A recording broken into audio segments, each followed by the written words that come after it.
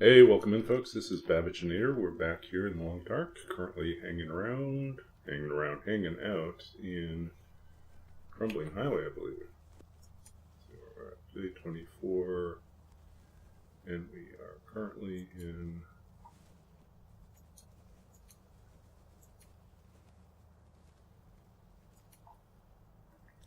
three. Yeah, we're in Crumbling Highway. We have, according to our notes, just 2 days to be here. Leave on 26.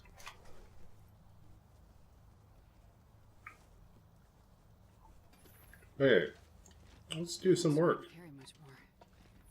What do we got to work on? Well, we can start crafting things. I think mainly making arrow shafts. The first few arrows down. Started at least. Yeah, so I've been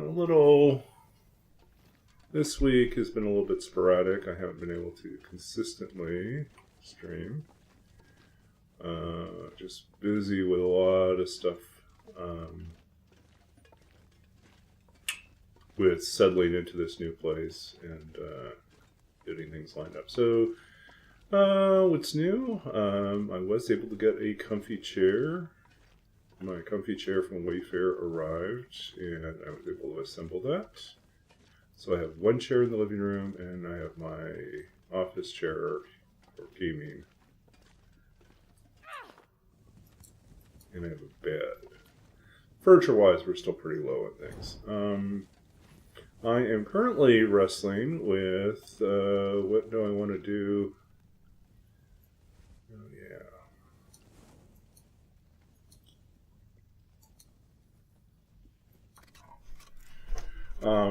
Trying to decide if I want to invest in a love seat or if I want to invest in a dining table. The way my apartment layout for the living room is set up, because it's a corner unit, it's a weird shape. It makes it difficult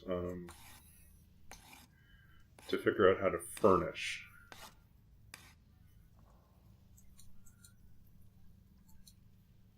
And originally I was thinking, well, I'll just get a love seat and I'll have this other chair in there and a lamp and maybe like an oval or a small square coffee table, and then the TV on a TV stand, and we'll try to make that work. But the more I thought about it, the more I wondered, like, how much use is that sofa actually going to get, you know?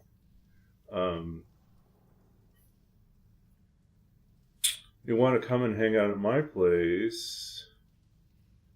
The condo building has like a whole lounge area.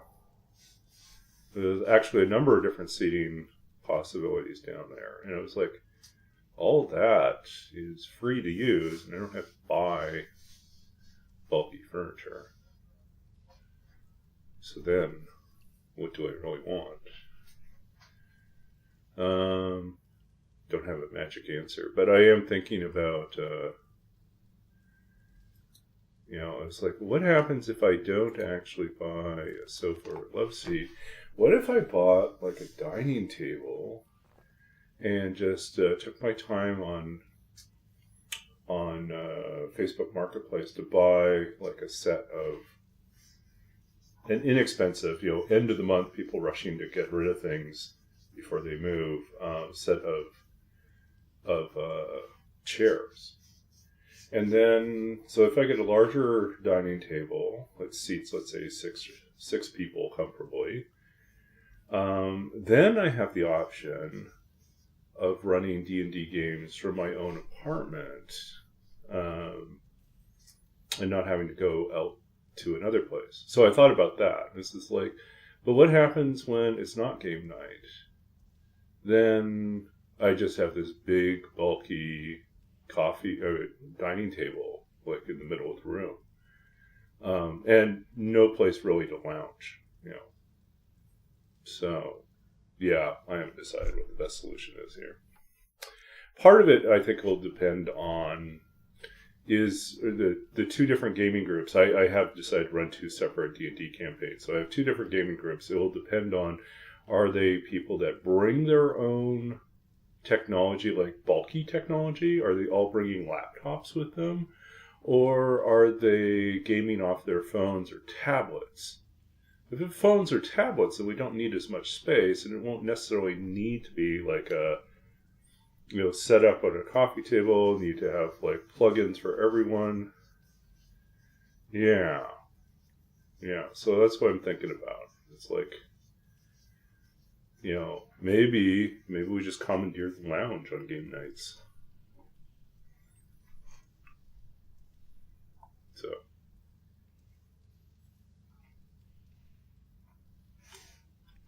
Okay, so we've got, we've made ourselves 3 arrows. And we still don't have a bow. Oops.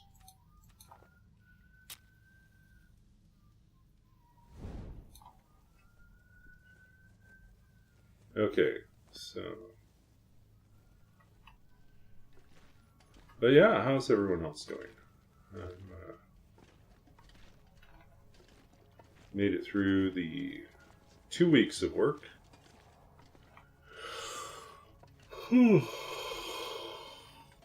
Honestly, I have no idea who's going to be on tonight.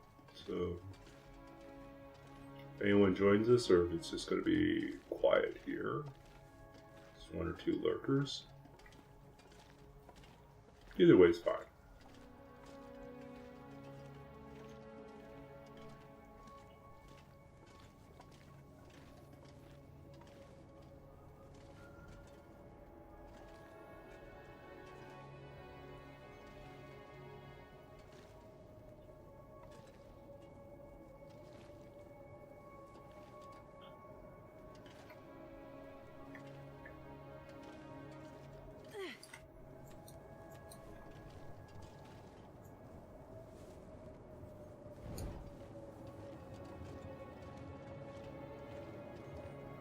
No, that's not good.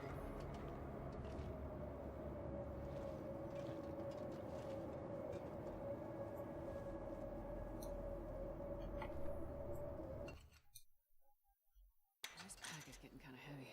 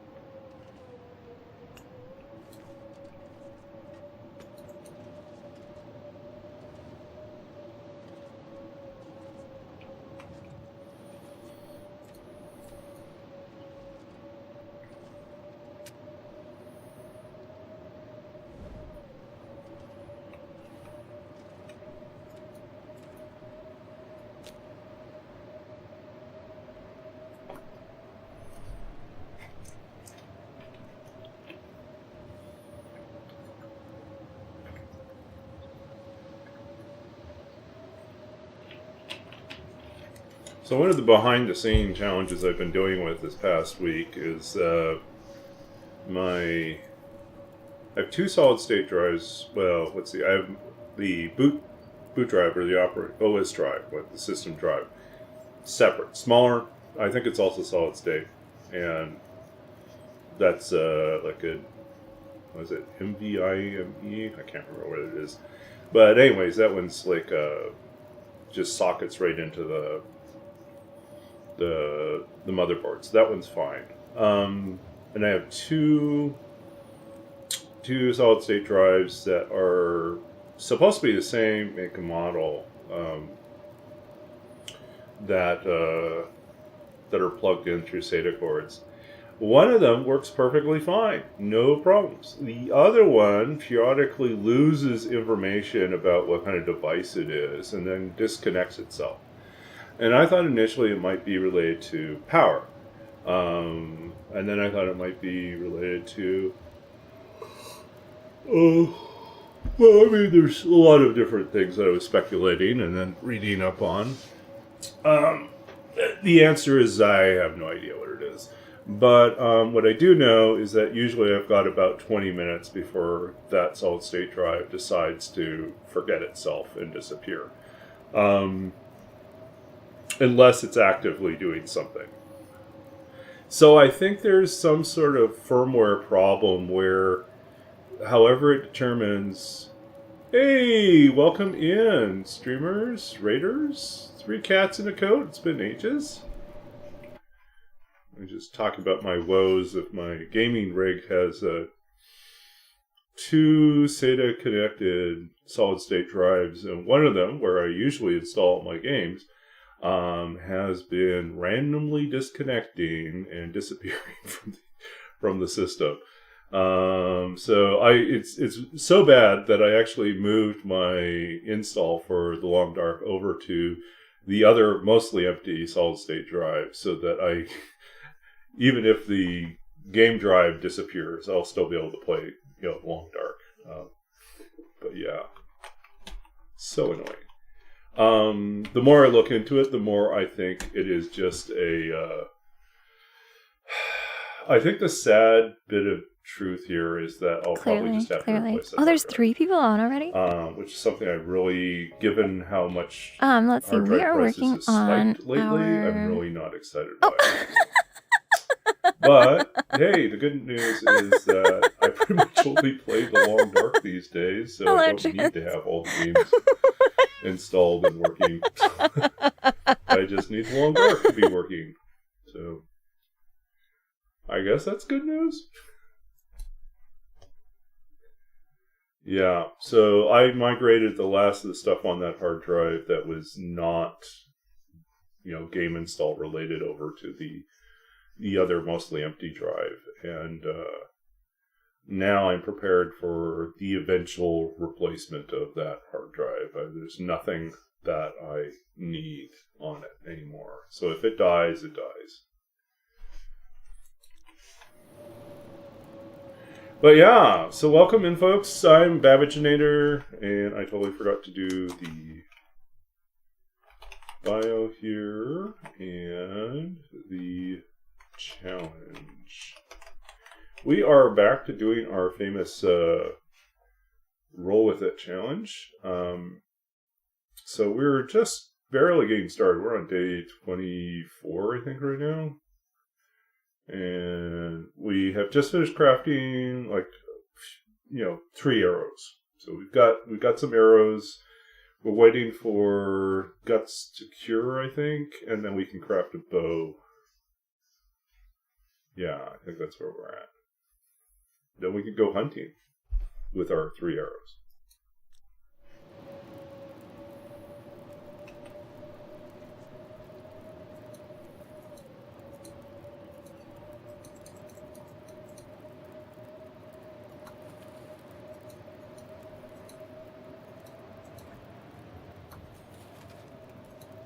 So I don't know if you've heard, but I have moved. I have moved across country. I now live in Toronto.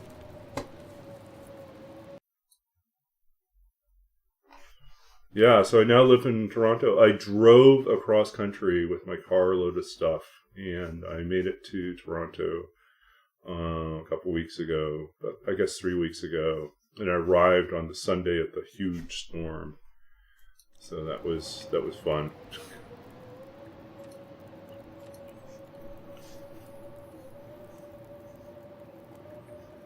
Yeah. So, Raiders, how are you doing?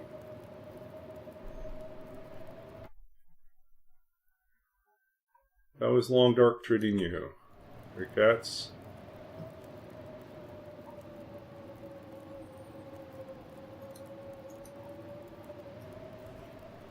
Oh, yeah. Go lurk food. Food must eat.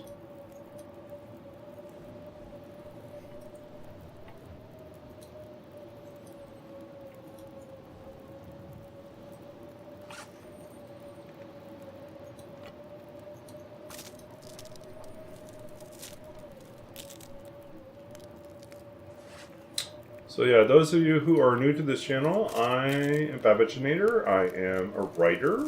I am a former computer games programmer. And I currently am a data librarian at the University of Toronto.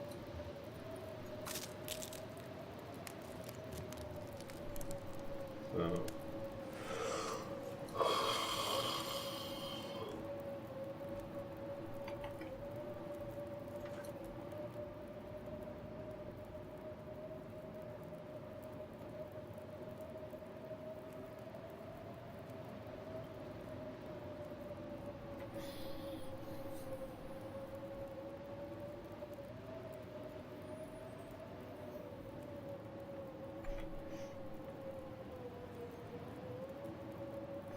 I've been playing the game for a very long time. I think I looked at Steam recently and it says I'm at close to almost 3,800 hours.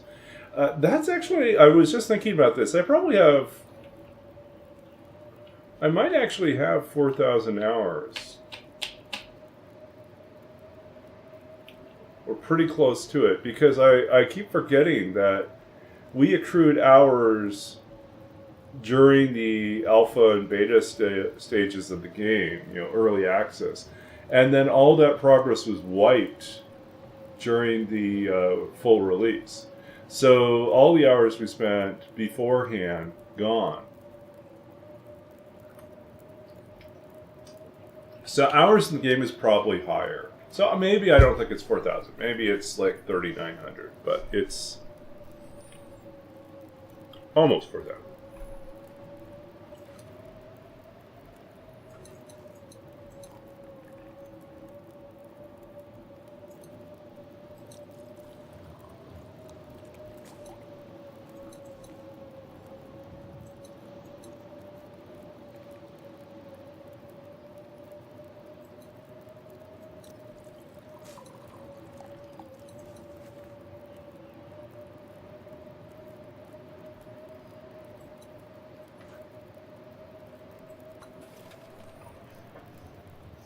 Okay.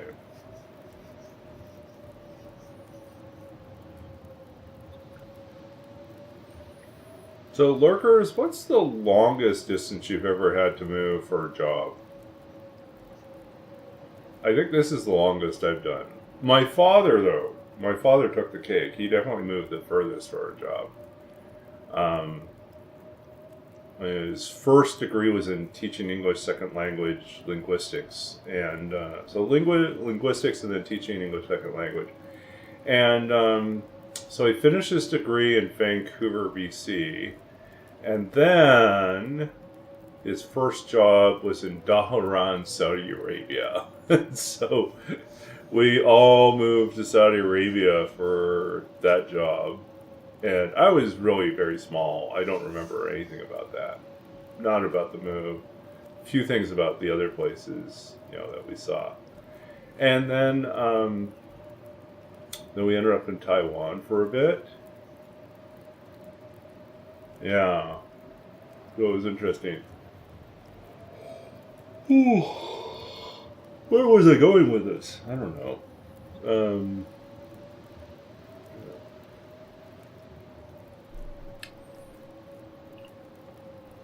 But yeah, so I guess what I should say is, so I've been playing the game for quite some time, and if you have any questions about the game, I won't pretend to know I don't know all the answers, but there are a lot of things that I've picked up from watching other people and things that I've learned through trial and error some things you'll see showing up in introductory tutorial type videos out there, and some things I don't think I've ever seen anyone talk about, which are pretty cool.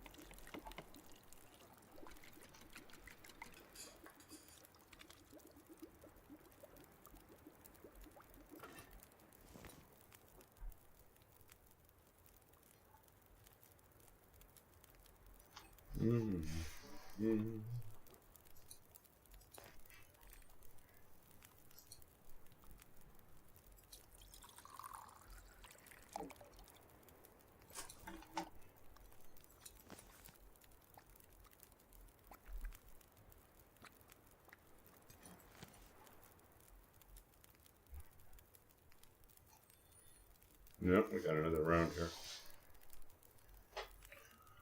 I can tell it's going to be a long battle to stay awake tonight.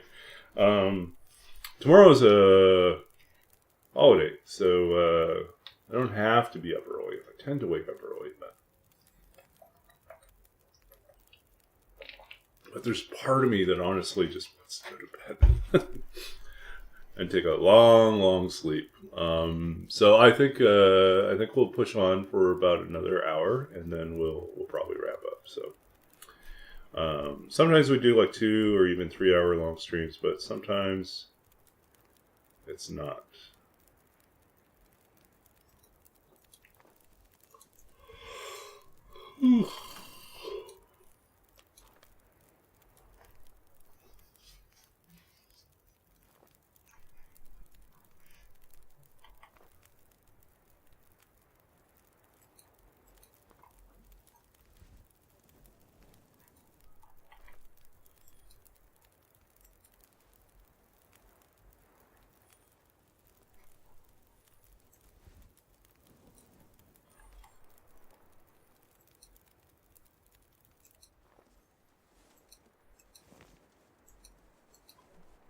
This pack is getting too heavy to carry.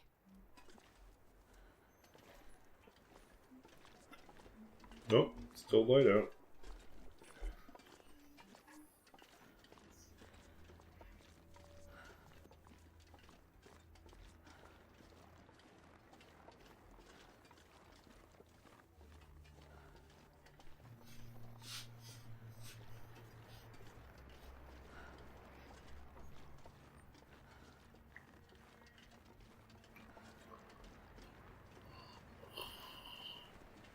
Ooh.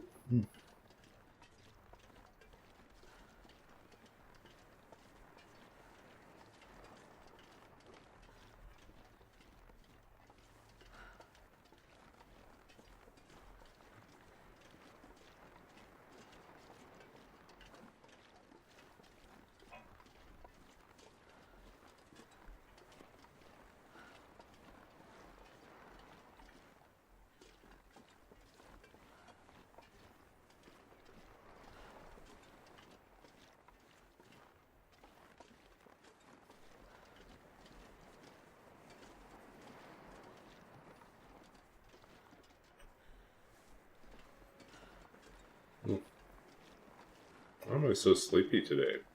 Oh.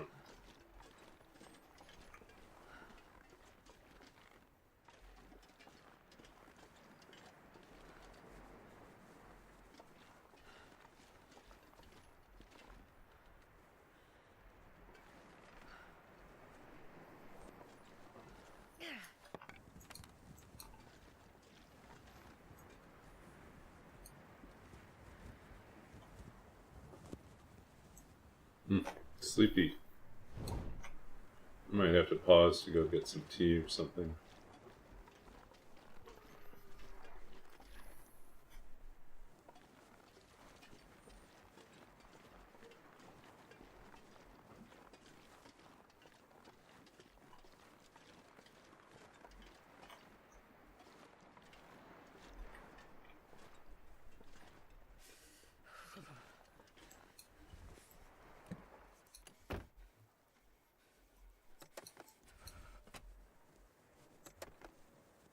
sun is setting.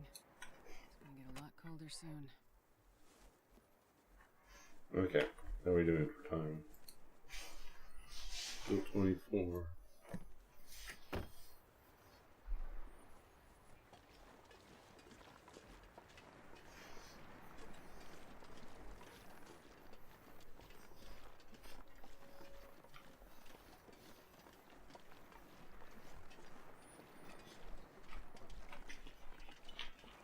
Oh, what else is new? I got an invitation, so I signed up a while back to once again facilitate a 10-day workshop for young and emerging poets. So some young, some emerging. Could be a wide variety of age brackets in there. But in any case, I wonder if I can drop any of this gear.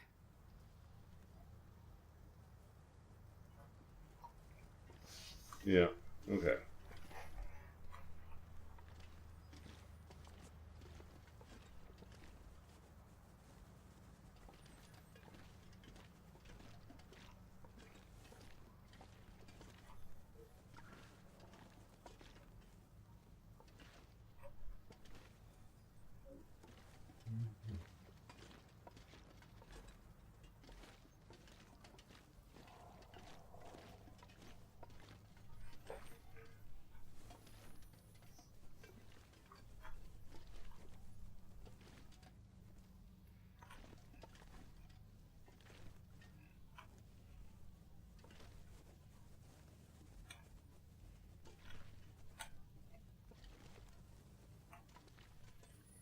Wow, I'm just kind of sleepy right now.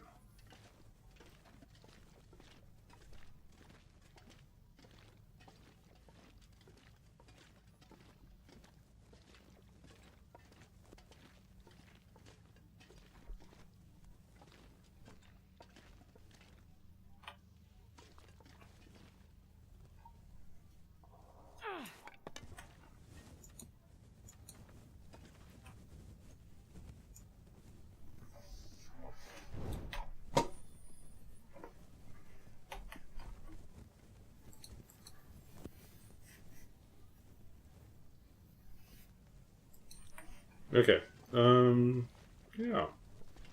So on this channel, I primarily play the Long Dark, usually Interloper settings, and often a custom challenge in my own design.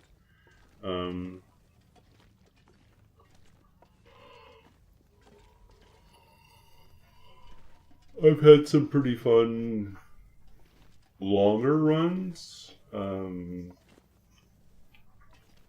So I currently have 303 days on the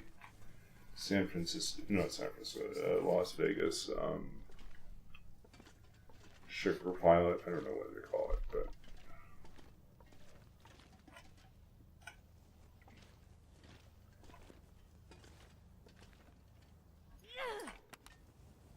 oh, sleepy.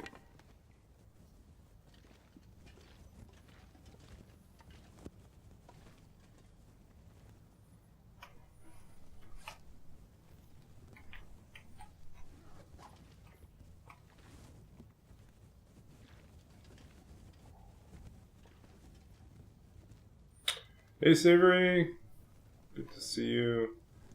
Hanging out here. It's been kind of a busy week. I've been settling into a new job. I moved out here to Toronto and started work as a data librarian at the U of T, University of Toronto, which is pretty cool. I'm in the map and data library if anyone wants to come visit. But yeah, it was pretty eventful. Like about, what was it?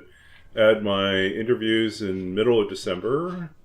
They made me an offer in like January 6th, I think it was. And then, and I accepted it, I think January, maybe no, it was probably later than that. But I think I accepted it January 13th, and then, well, let me pull this up and I can tell you exactly what it was.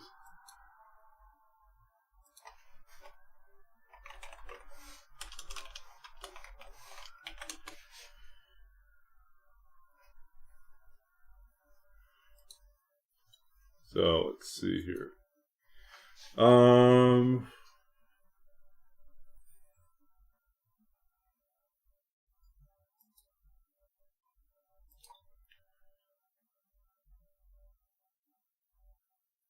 They made me an offer on the 12th. I said yes, I think on the 13th. And then I was in my car driving to, beginning a 3-day trip back to Saskatchewan on the 15th, 16th, and 17th. And I ended up having to do an extra day because of weather conditions. I spent a few days back in Saskatchewan visiting family, then left on the 23rd and drove from Saskatchewan to Toronto, Ontario over a 3-day period, which ended on the 25th, which happened to be the night of this massive snowstorm in Toronto. So I drove into like the worst possible weather, and just the city completely in lockdown because there's too much snow. And I stayed in an Airbnb for that week while I was checking out apartments on the Monday. And I found like one that I really liked, so I had a leasing agent, and so the leasing agent helped put the application in, and the odds were very long, but I got very lucky, and I was accepted and was able to move in on the 30th. A few things got moved in on the 29th, but the 30th, and started work on the 2nd. So it was just this insane schedule that I was trying to keep up. So yeah, so I am still, and then work has just been like so much to learn. It's just a massive amount of information to learn.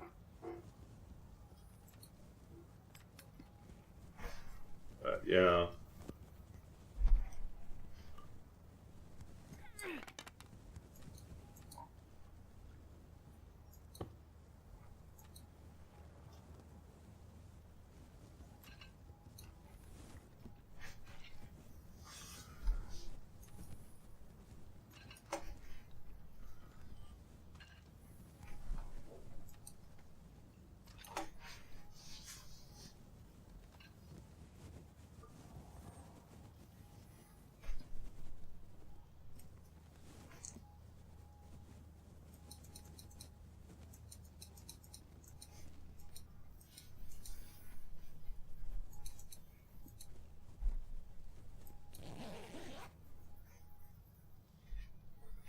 So yeah, and then this week is holiday on the Monday,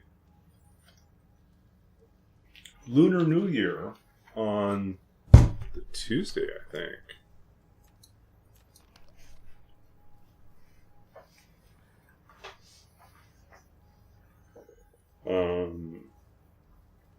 And then I've also been organizing not one, but 2 local gaming groups where I'll be running 2 separate D&D campaigns.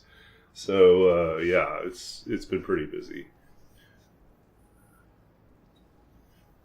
But yeah, I'm very fortunate both to get the apartment and to get the job. The job is a great job. The only problem with the job is that it is a 1-year maternity leave replacement role, which means that at the end of the year, the original person returns to work, and I am out of a job again. So I will need to spend the latter half of my time actively looking for a job to move to.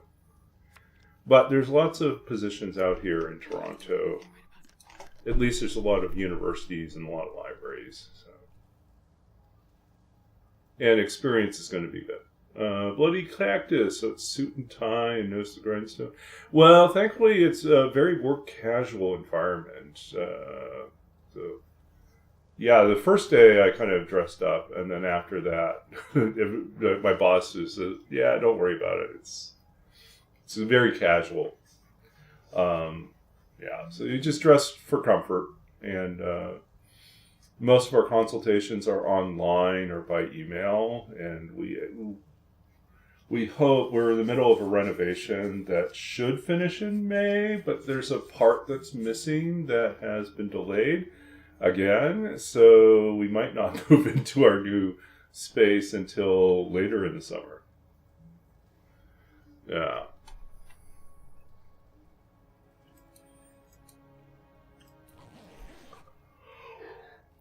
Ooh.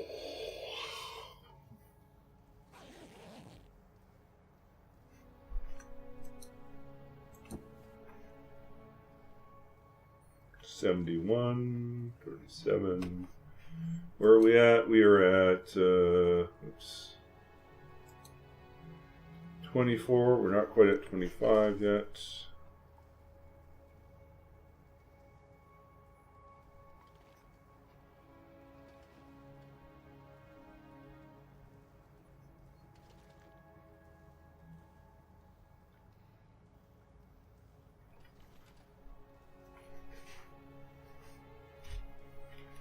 Yeah. So yeah, it's pretty chill. It's I go into the office every day, but a lot of people do like 4 days there and 1 day home. And I may do that sometimes too, but so far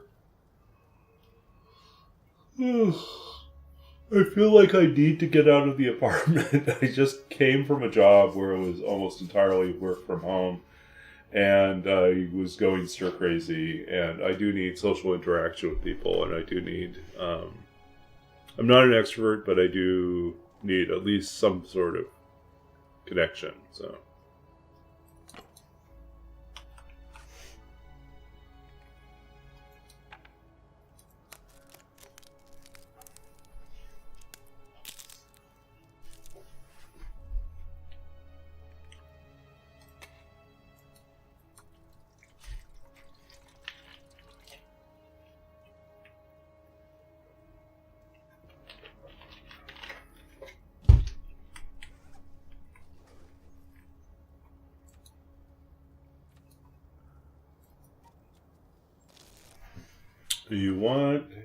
do I want to hear a song you created with the help of AI about surviving Timberwolf Mountain?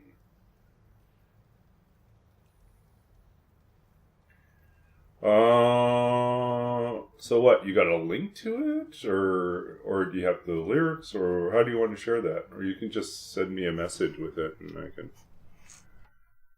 take a listen.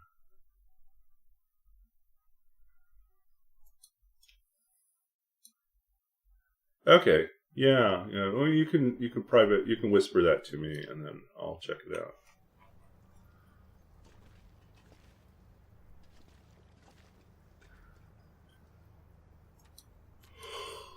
Ooh. I'm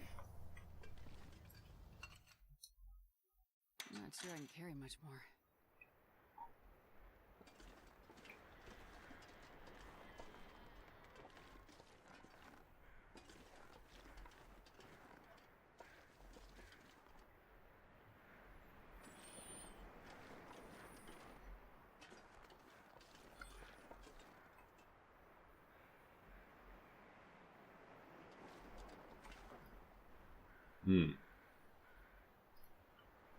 Oh, I see your whisper. Let's see.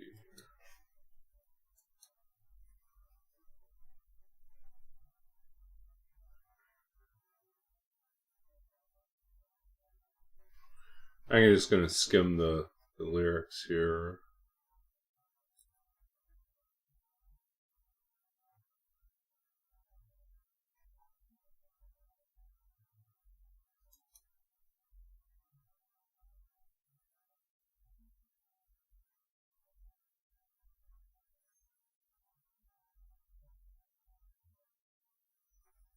Oh, this seems kind of cool.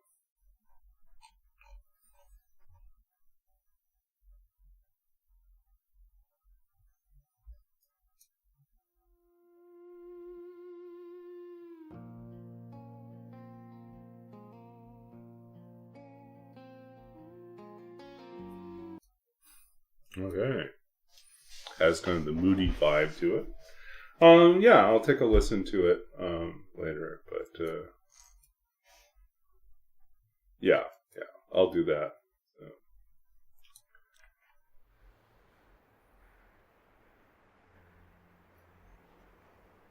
Game on.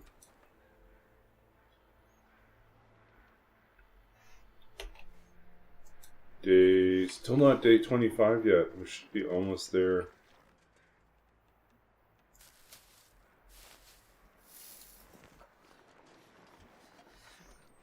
Do we have the guts now? Let's see. We have a sapling.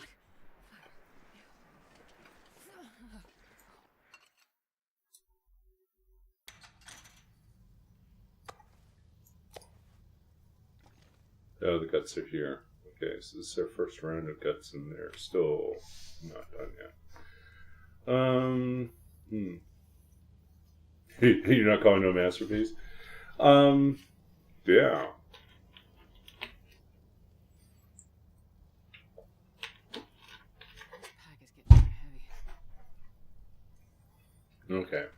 Let's see here.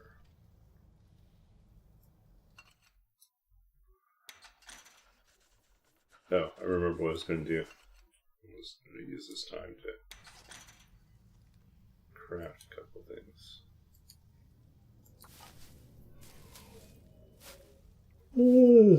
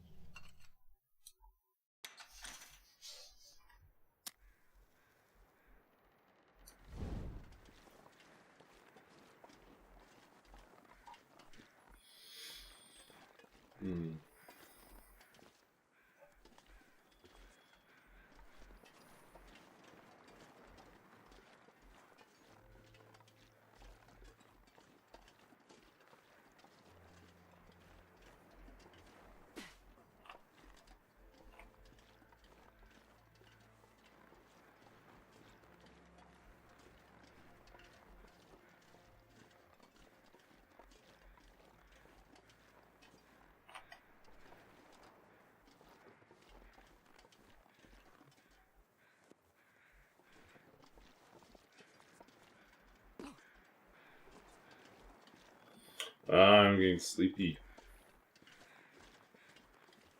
Wonder if I can drop any of this gear.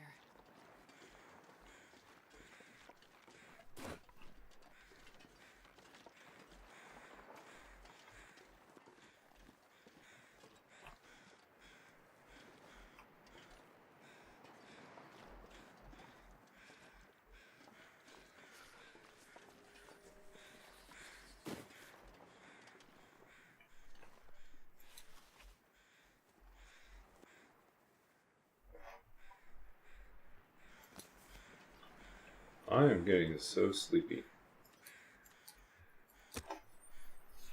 Wow, we might not make it even to a full hour. I might need to take a short break here. Maybe make some tea or something. I still don't own a kettle. More stuff to sort out, I guess. Oh, yeah. That's a good one.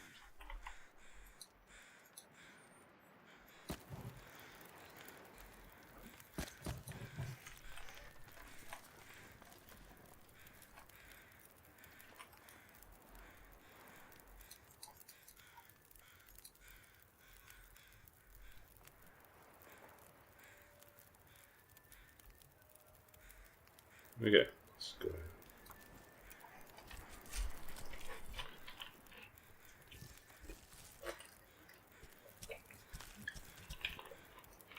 Yeah, it's been a long week. It has been a long week.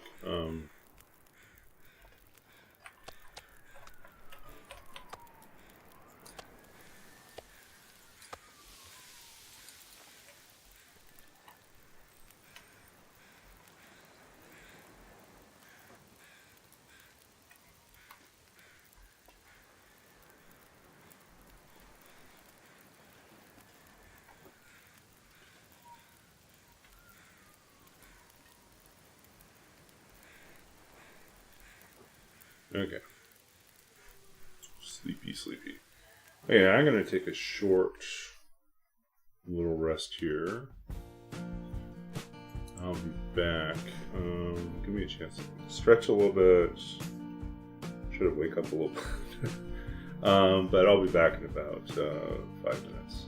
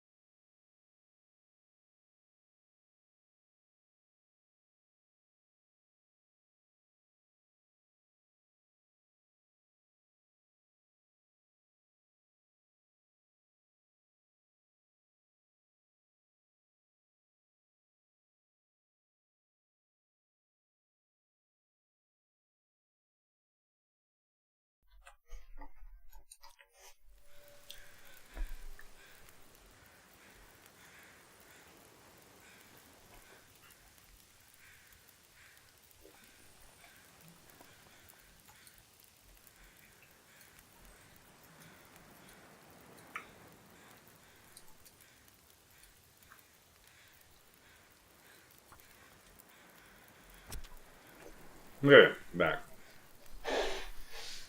So I just Yep, stretched myself a little bit. And then I also got something sweet.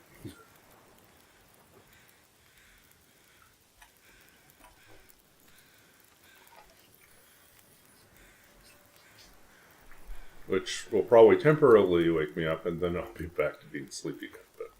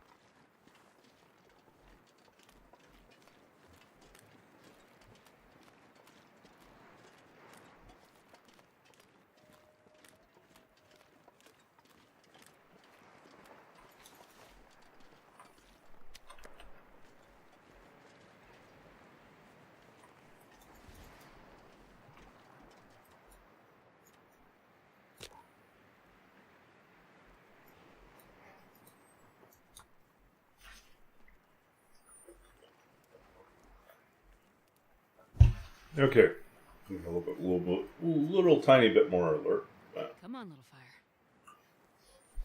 not more confident apparently. We're out of tinder too.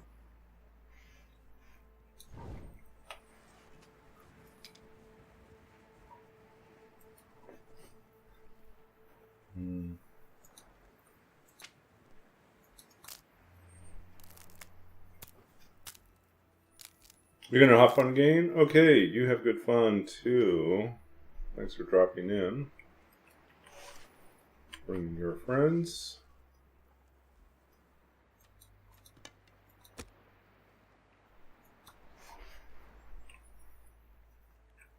Yeah, I'm gonna probably stick it out for maybe about another 15 minutes or so. I think I'm just too tired tonight to really. Come on, little fire. I don't want to lose this run, so I'm not gonna push it too hard. I'm gonna Perfect. try to get out of Crumbling Highway, which means we need another 24 hours.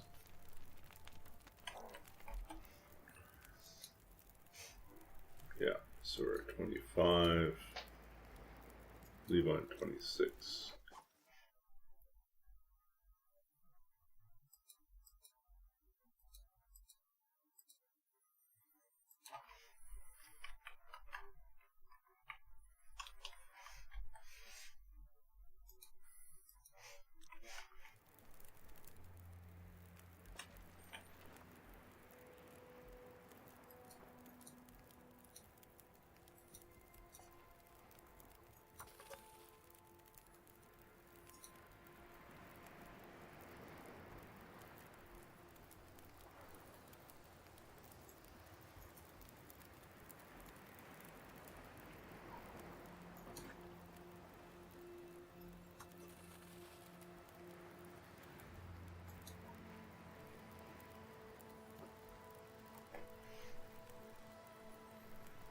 Okay, let's see.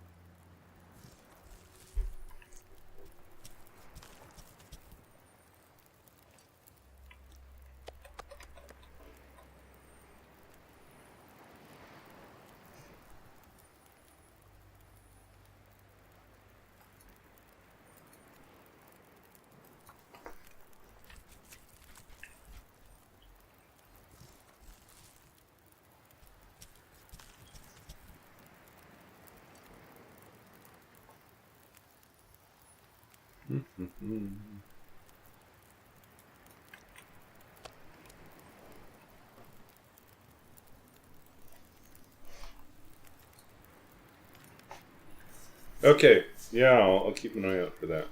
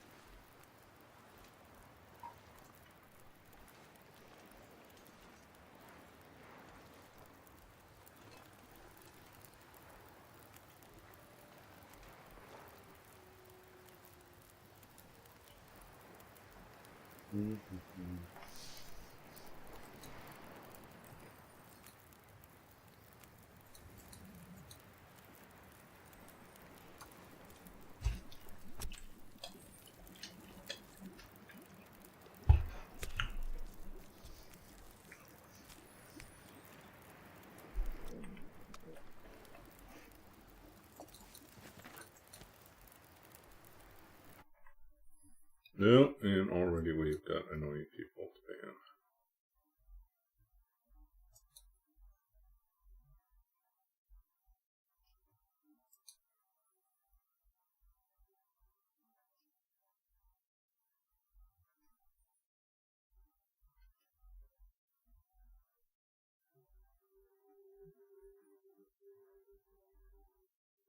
Okay. Just checking out the spam bot. You can click on anything. Let's see.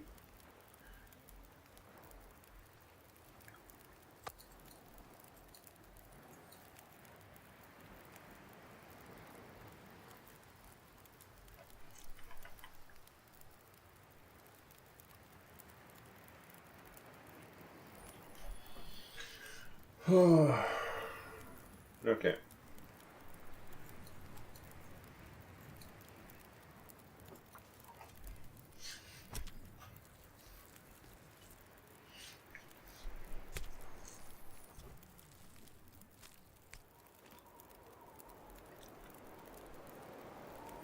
Uh-oh.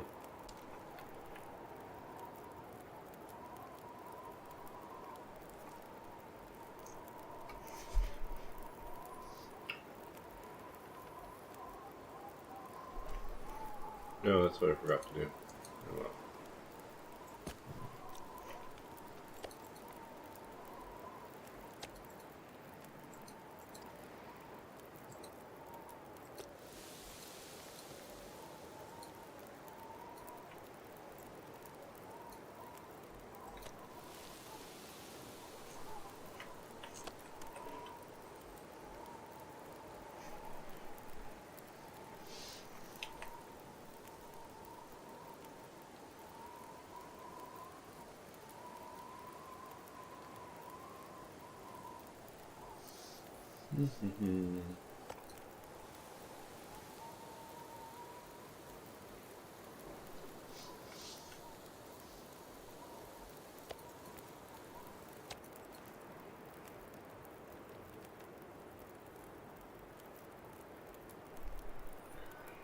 Oh boy.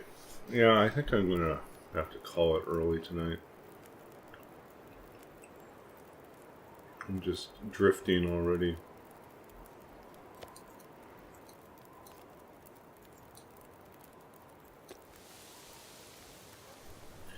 I mean, probably it's partly because we're at that stage in this run where we're just slowly waiting for certain things to align so we can move forward. So in our case, it's just that we need a longer term solution for being able to navigate to the dark.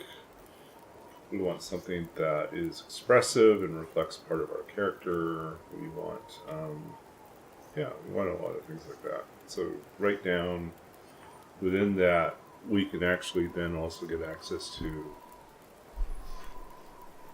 I don't know, I'm just blathering, aren't I? I'm tired and blathering. And we have another raid. Welcome in, Fox. I was just saying, I'm pretty tired tonight, so I may wrap up pretty quickly too. But I appreciate the raid. Welcome in, raiders. Yeah, we And that is so unfortunate. Why are you like this? Why? Oh gosh. I have to go that way, and I'm worried about the hitbox of him. Don't know how long we're going to be anywhere. Just doing some D&D? You? I am... He is.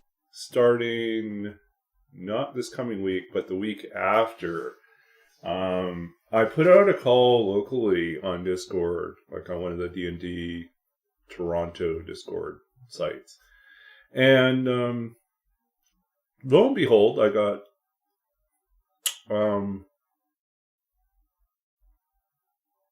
I got 12 responses.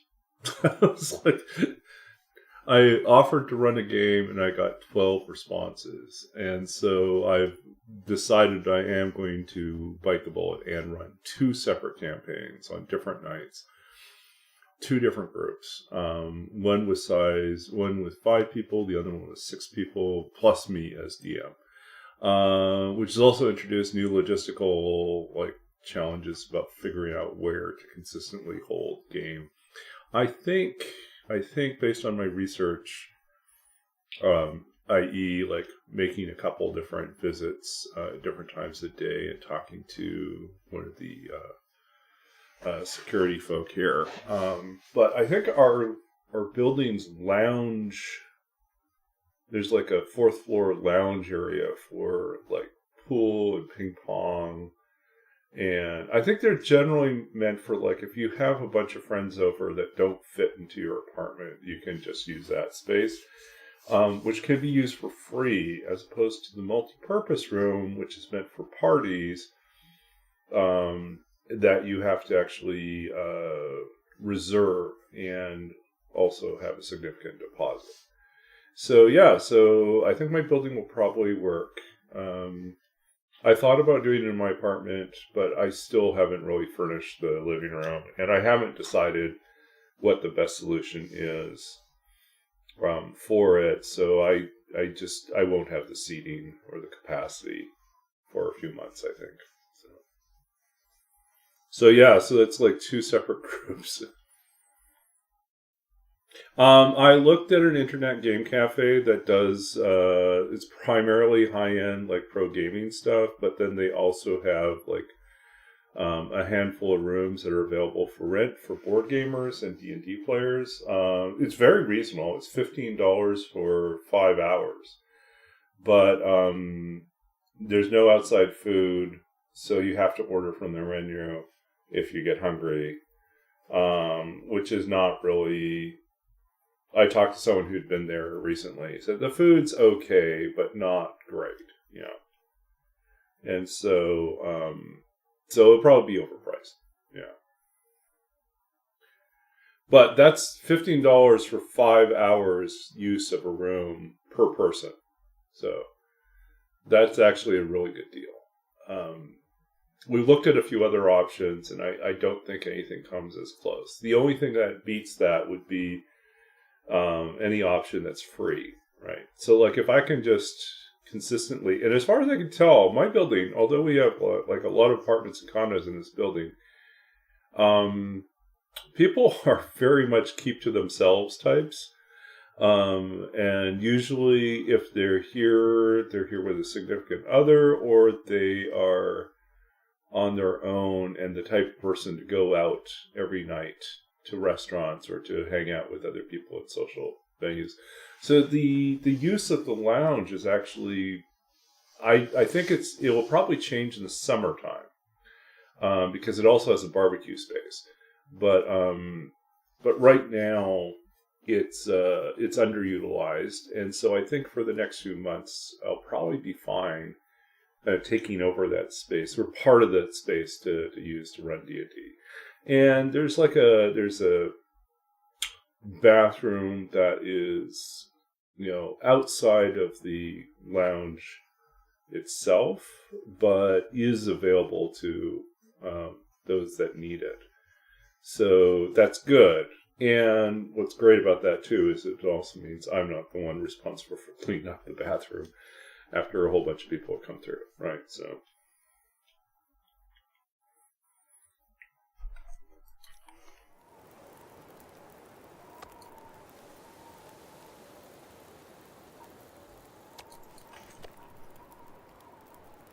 Okay.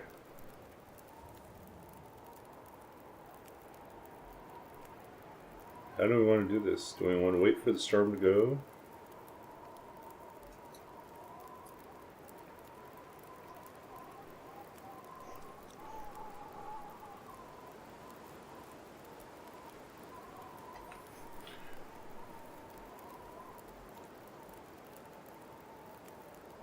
Yeah, so I think that I will probably be fine just taking it over. I went down. Let's see.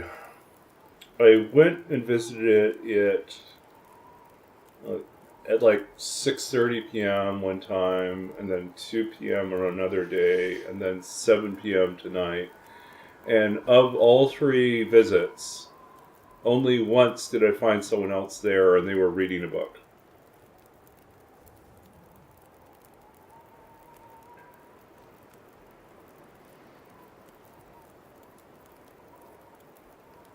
Let's see. You've got a great website, but you just can't get people onto it.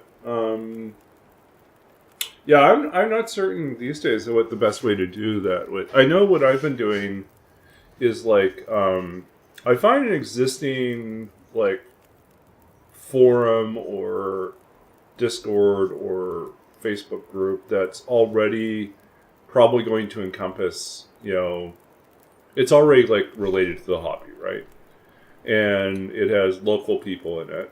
And so, in my case, it's like D&D in Toronto. I don't remember what they call it exactly, but the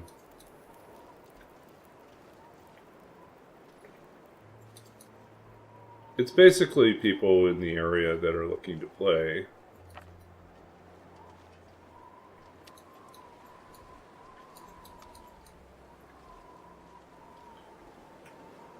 And we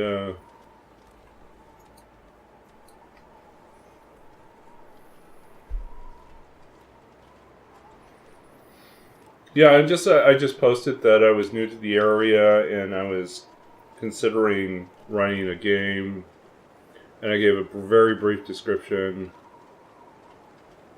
We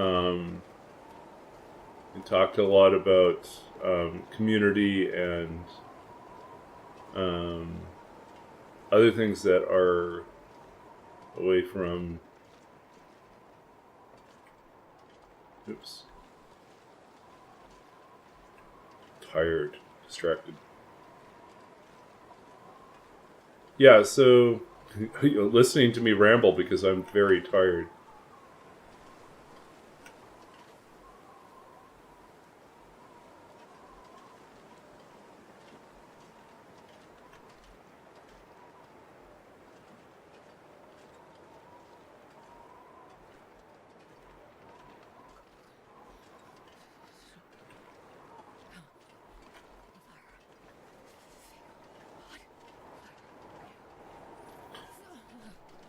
Alright, let's see.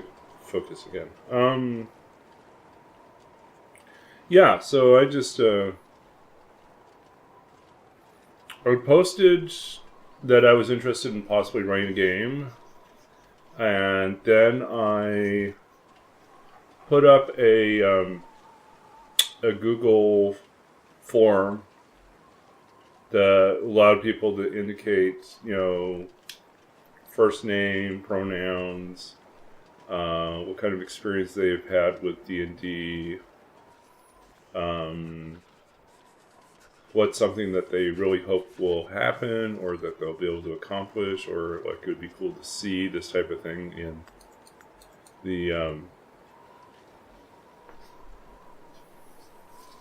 the actual game, as well as things to avoid, and which days that they were available.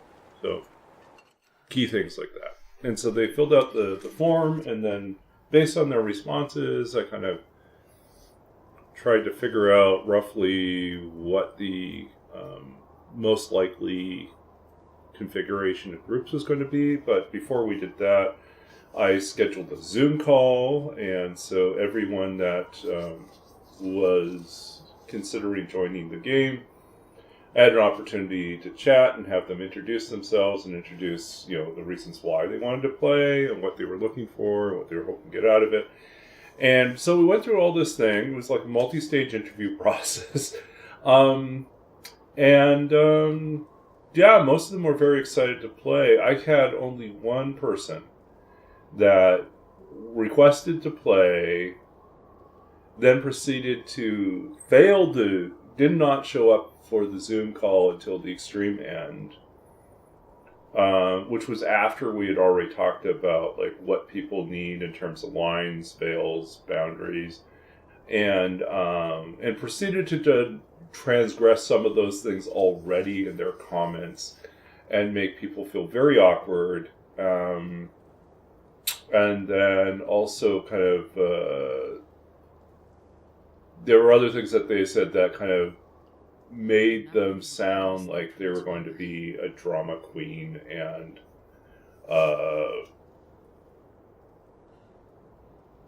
like an edgelord, really. Is the one to push things. They wanted it to be dark. They wanted to feel like they had permission to exercise violence and cruelty. I was like, they did not want it Disneyfied, which is not really what I do, but they kind of were very dismissive of the existence of other game styles and approaches.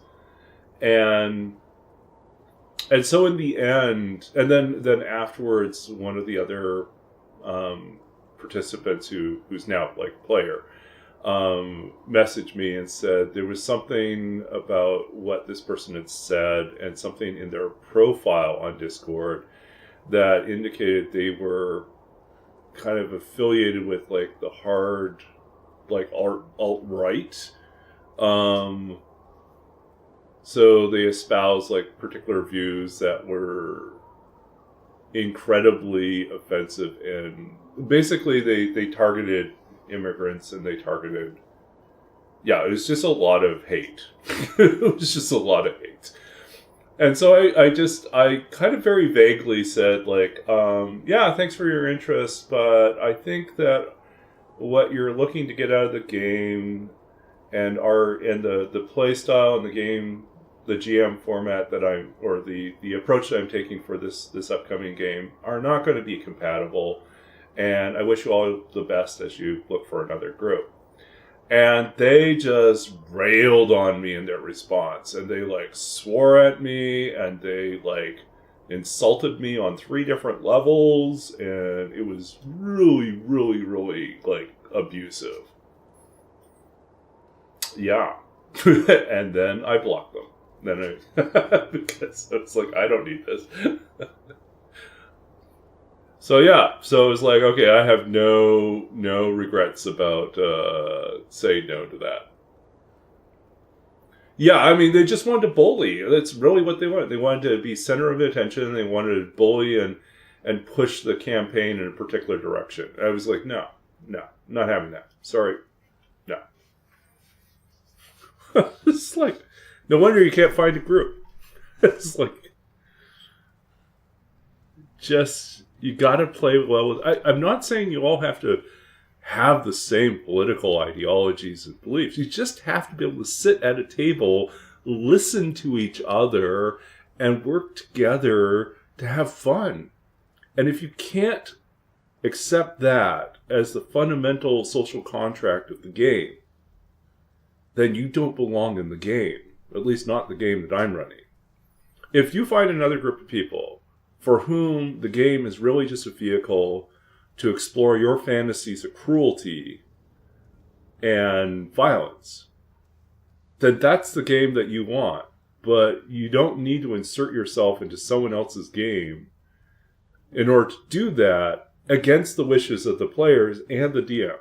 So, that was a no. Wow, that woke me up again. I had strong feelings about that. It was like, what?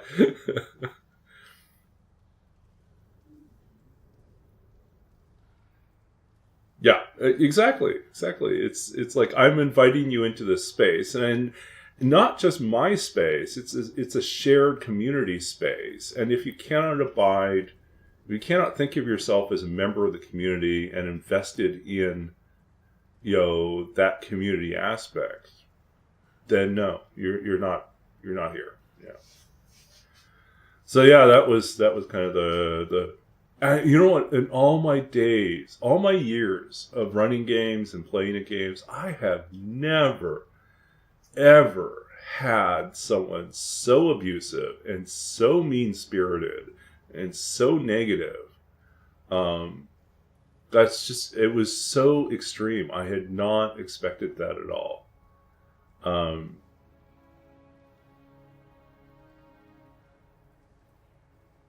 Yeah. So, I mean, I'm totally fine with players, and this is like this understanding that there's players and there's characters. That the player's character may, for whatever reason, choose some things that will have, may not, resonate at all or align at all with like the morality of either me or the other people in the group. But that's a character choice and not the player choice. And we can distinguish between those two things. And there will be consequences. And it may be a permanent consequence in some case. But if it makes sense within the storyline and we're okay with it, then yeah. It'll take a dark turn and we'll probably lose someone in the process. And they'll make a new character. But that's okay.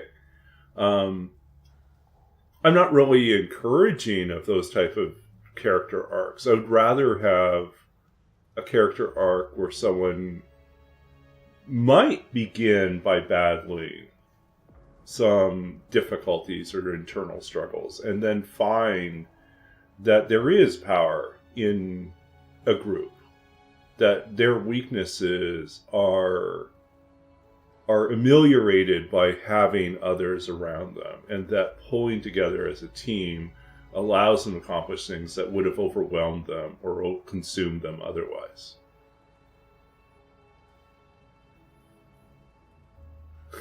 Yeah, but I've never had like a truly like murder hobo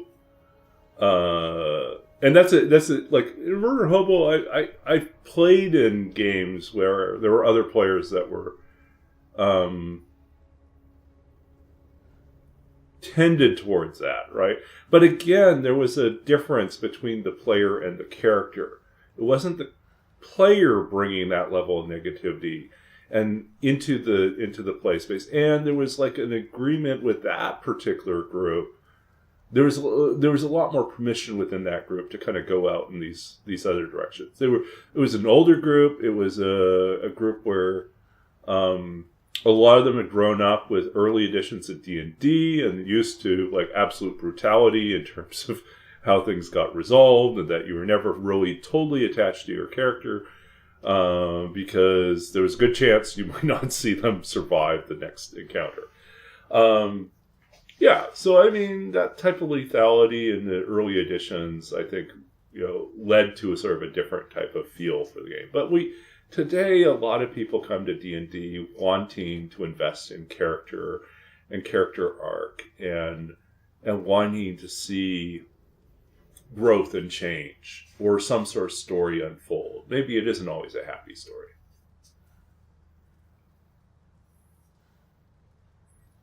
Yeah, so I haven't had to enact like guards against, most of the time haven't had to do that. And usually they get the point. Yeah. I've been in some other like kind of wonky like situations, but this one was just out there. The only other time I had something like this was I was writing a game and one of the players said, "Hey, I have an acquaintance of mine who's a little bit eccentric," and we were all kind of eccentric, who's been looking for a game and wants to know if they can come and attend as a trial run. And so they showed up. And then and I learned a lesson about this. I should have vetted this new person with the rest of the group before they showed up. So this person shows up, and it turns out it's the ex, and a really, really bad relationship breakdown with one of the other players in the group. It's like, oh boy. And that person said, I do not want to be in the same gaming group as my ex. There's just a lot of like bad stuff. And since that player had been in the group for like almost a year at that point, it was like, yeah, just tell so-and-so, it's like, it's not going to be a fit for us this time. So, but that was like unexpected drama. It's like, hey, why didn't you tell us like who you were bringing so that we knew it wasn't the ex of the other person in the group? And one that had ended so badly and acrimoniously that it was just like, yeah, it was just insane.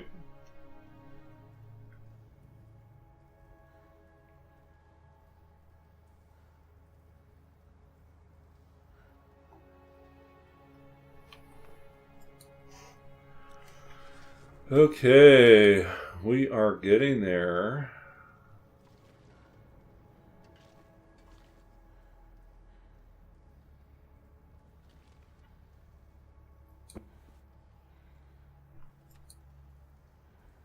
Cook. Let us eat our meat.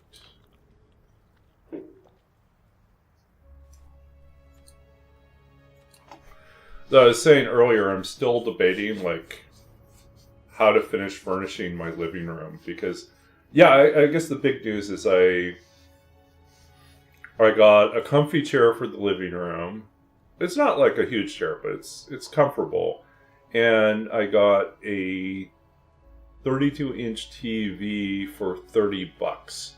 Not a smart TV, but still a fairly, like a really good condition. The remote was trash, but the TV itself was in great condition. And I could just plug in my Fire TV, my Fire Stick, and get Amazon Prime up and running, and Fire TV working. So so I got that put together this weekend. So the living room now has something to do, right? It has a working lamp, it has a chair, and it has a TV. So that's all I need, right? I don't know. So I'm like, there's no coffee table, there's no sofa or extended seating. It's a weird shaped, smaller living room, and honestly, I don't know how to furnish it. That would make sense. Am I going to be hosting a lot of people here? I don't know. And if I do, what will we be doing? Are we sitting around watching TV? Probably not. I don't think if I had it set up in that style, I could really accommodate that many people, maybe 3 or 4. So what else could do? And then it occurred to me, what happens if I just bought a dining table? And if I just didn't buy a sofa or a love seat? And just then the living room is really just a larger dining space. And then I could get, on Facebook Marketplace, try to, find a number of dining, chairs, kitchen, so chairs for the dining table. And then it would be my game table. Then I could run a game actually from my apartment, or board game night, and we wouldn't even have to go to the lounge if it's busy. We'd have a backup plan. But then I was thinking that's 2 nights a week, and the rest of the time, do I need this big dining room or dining table with chairs?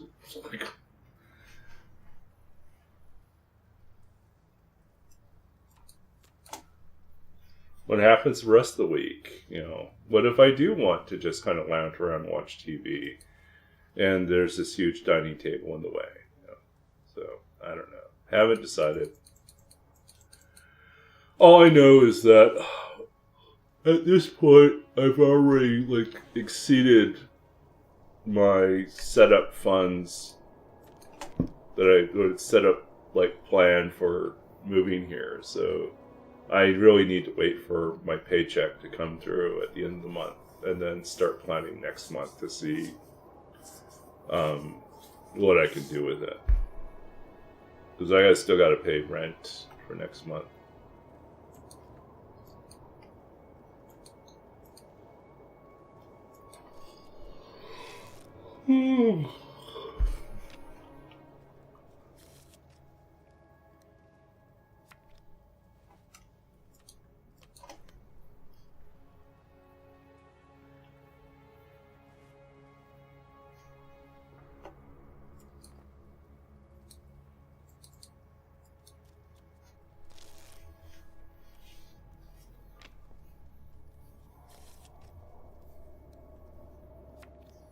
So I think the other thing I'm finding interesting about this, the two gaming groups that are coming together right now, is number of people who, this shouldn't really be a surprise. There's a number of people who've never played an actual game of D&D before, but they have grown up playing fantasy role-playing games, or most recently played through Baldur's Gate 3. And so now they're thinking about, how can I have that experience in real life? Which is kind of the whole point, is...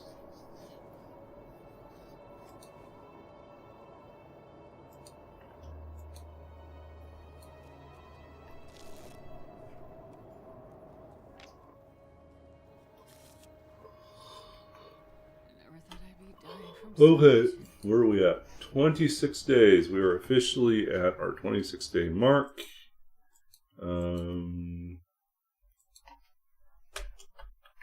I think it's time for us to go.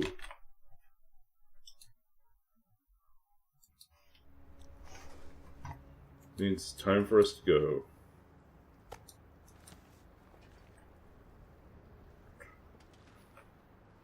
We could wait for these to cure, but...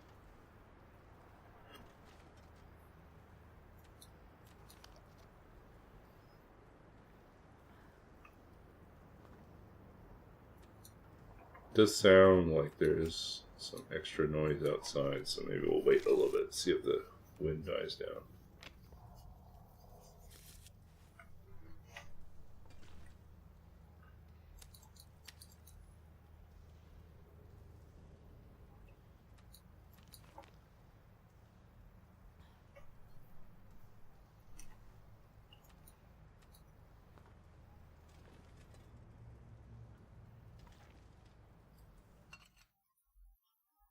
Have to be out by midnight.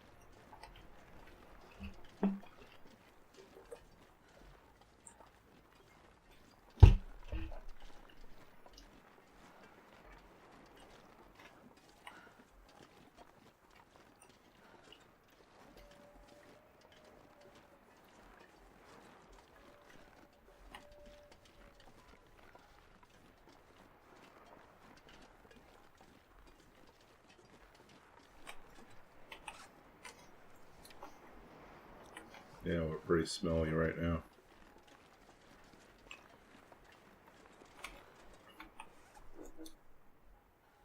Oh, we forgot to put down our other guts too.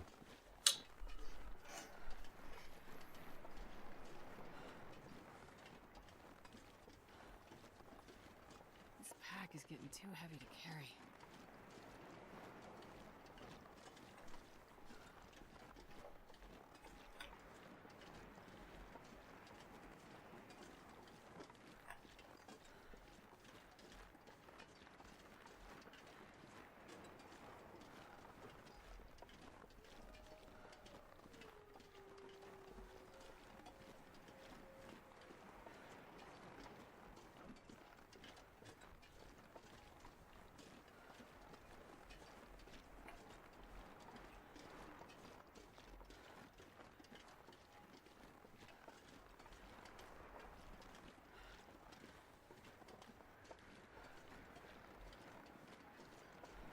We'll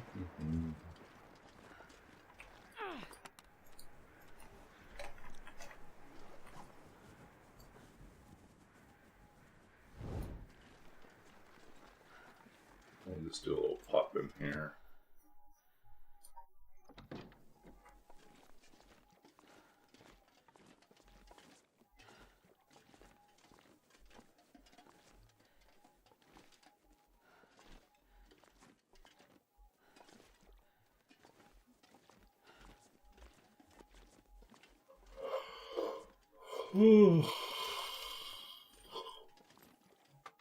Okay, let's get out of here. I can barely walk with this much gear.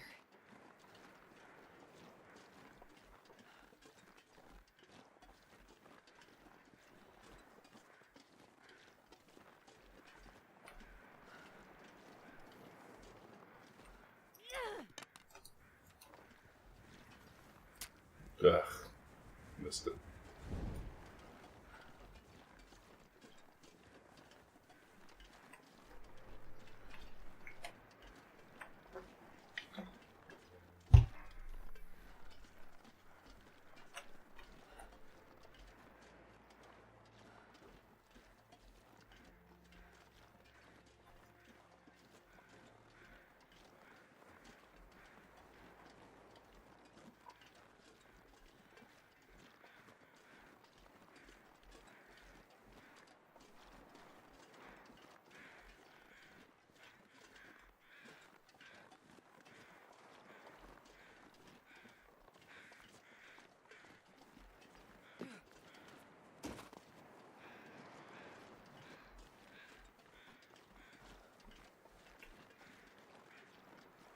So we really don't know what to expect on the other side of this.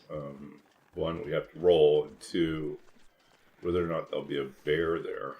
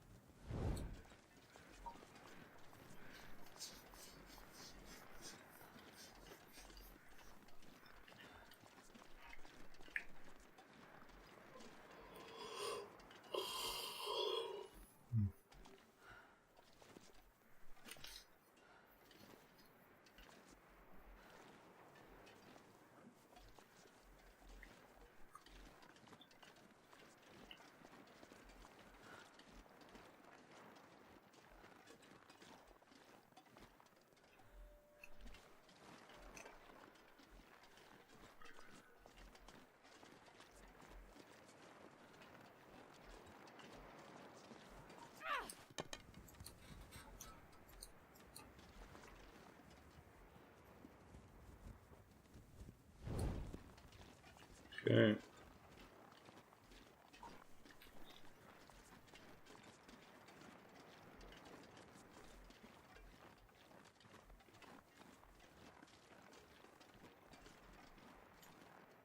Okay, let's see what we got here. Any guesses what we're going to get? It's back to the D10.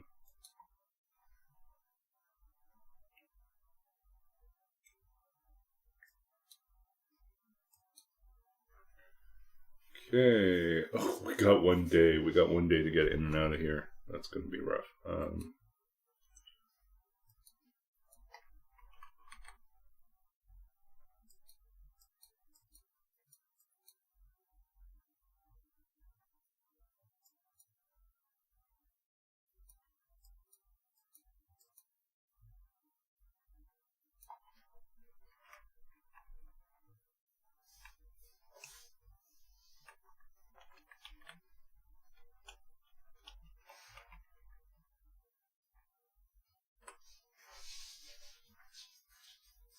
Okay. So.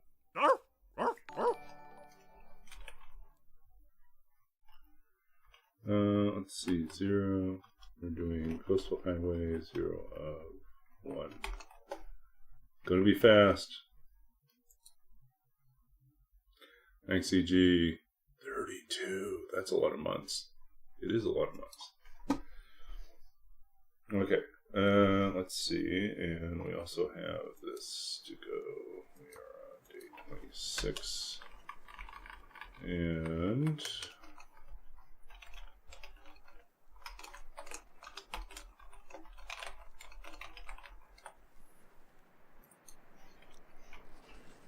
okay, so I think this means we've got two options. One is we go straight to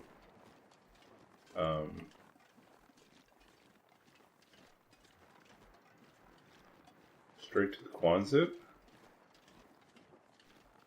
Try to leave immediately after that.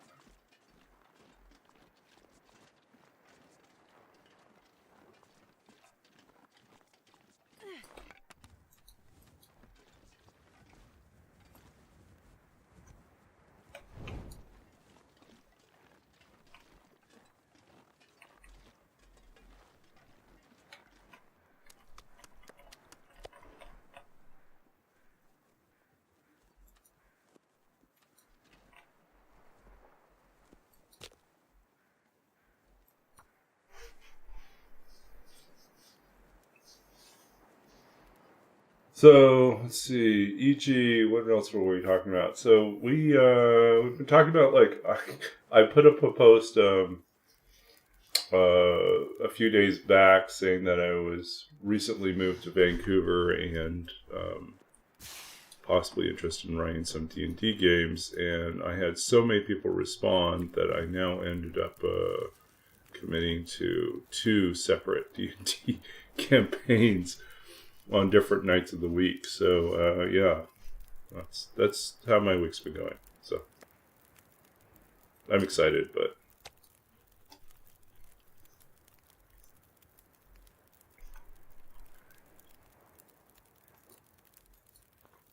that was terrible.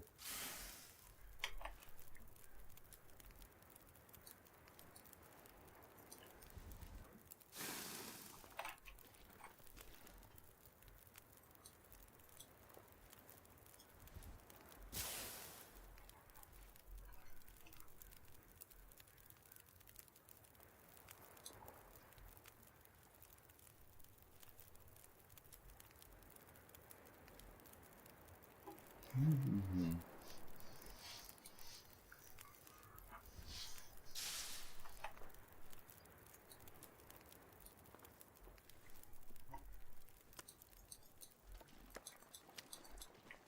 I'm not going to be able to carry this load for much longer.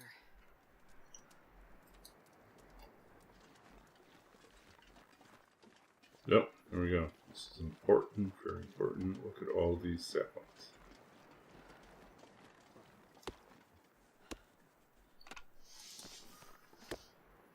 And look, there's also maples out there.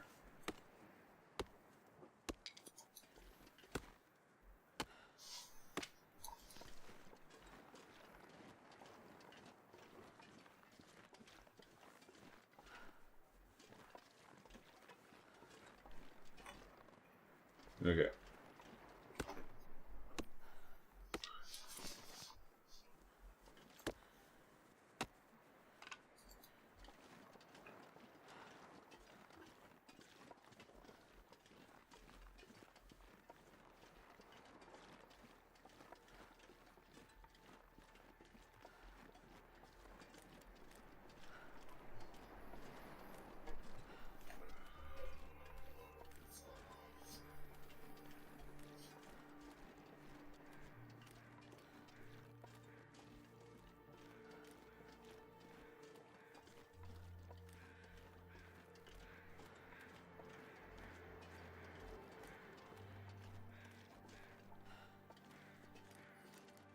Nope, getting sleepy again.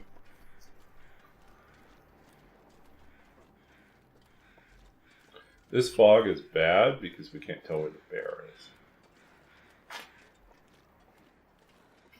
I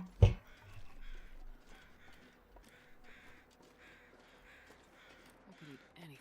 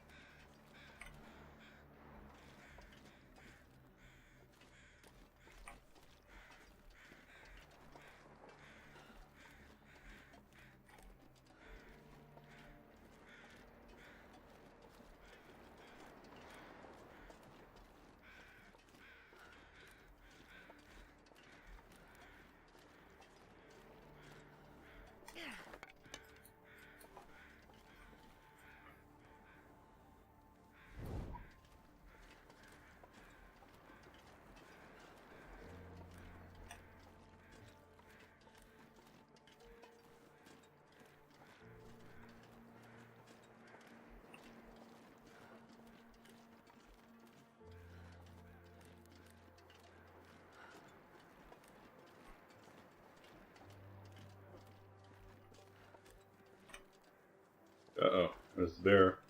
I think he caught a scent of us. Okay, time to book it.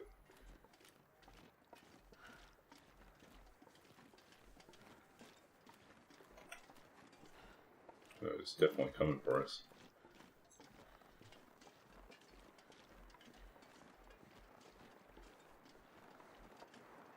Just have to leave the bear on a wild goose chase.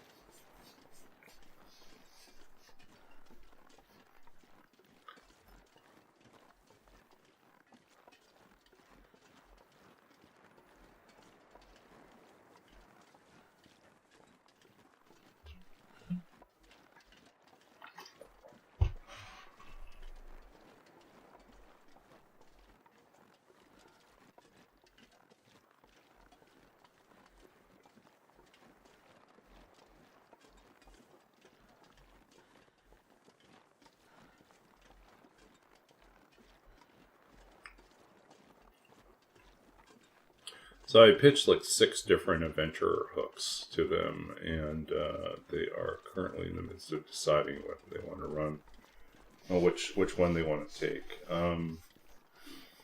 So we'll see how that plays out.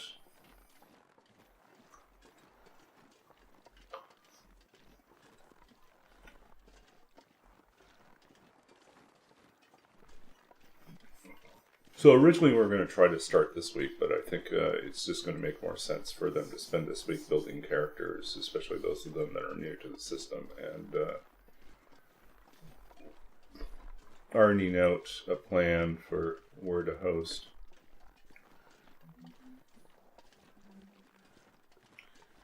One of the other players offered up, they have lounge space that they can also use, but it's like a little bit more expensive than free. Free is very good. Free is hard to beat.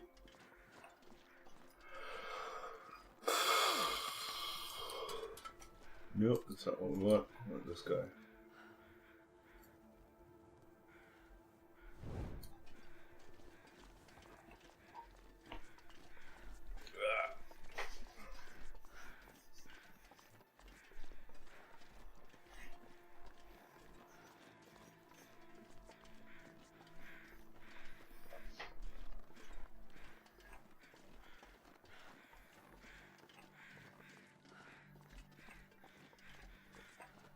I gotta eat soon.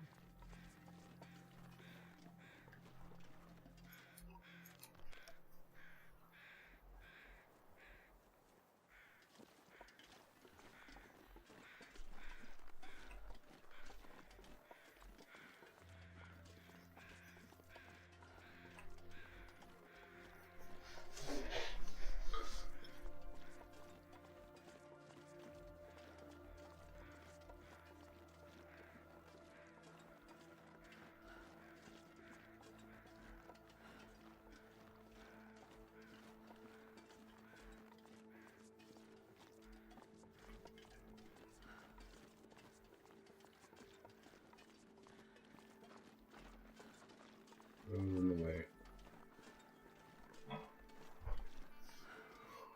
Oh boy. I thought I'd only make it to an hour and a half, and now I'm like running almost the full 2 hours. Though I am really exhausted, so I don't even know why I'm exhausted, honestly. Maybe it's because I didn't get my Sunday afternoon nap. Maybe that's what it was. Should have budgeted the time for the nap. But instead I was doing like a follow-up Zoom meeting for a couple other like last-minute ads to the campaign or to the 2 different gaming groups. And so I wanted to interview them and get a sense of if they're going to work out. And they both seem very chill, so I think it's going to work.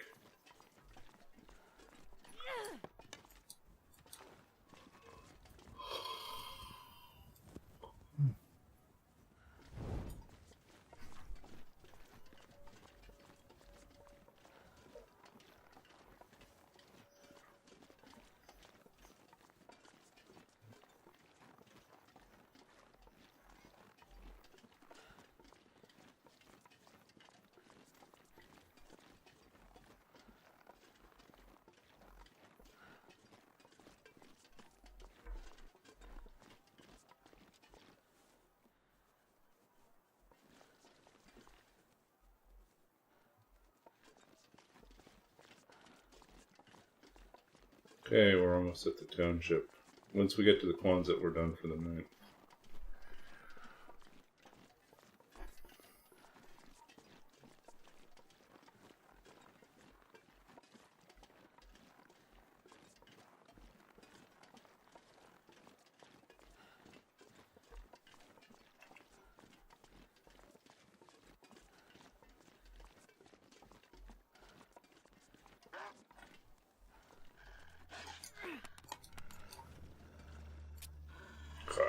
Figures. Go away, buddies. Go away.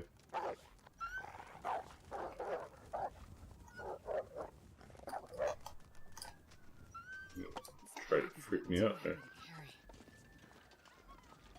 Okay, our hope is to stay overnight at the Quonset long enough for our at least one set of guts to fully cure, and then we can make a bow, and then we'll be on the road in the morning. So we'll have a bow ready to go.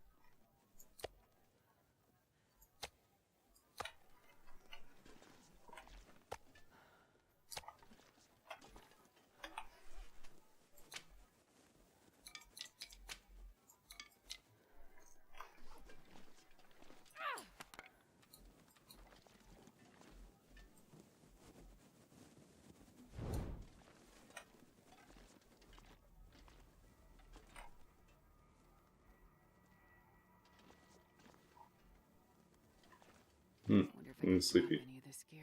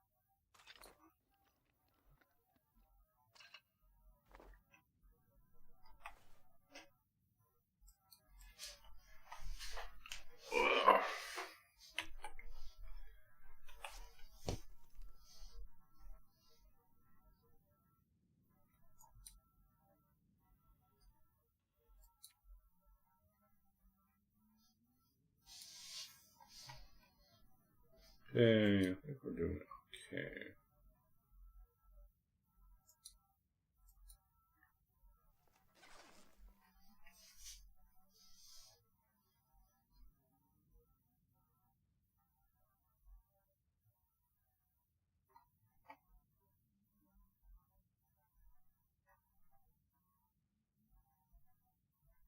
Okay.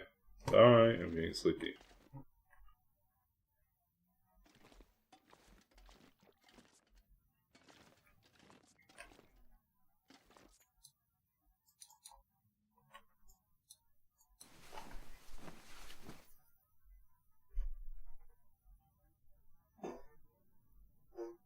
Oh, we forgot.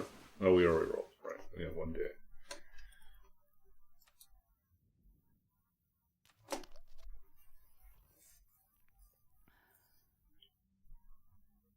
Man, I could eat anything.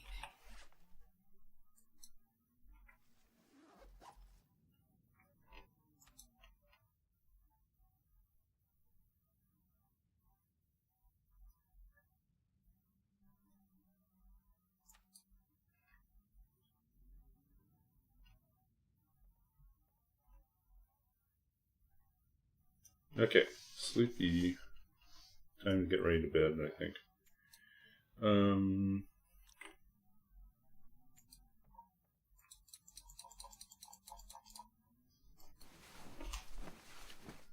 Oop. I started to sleep and forgot to eat. That was really dumb.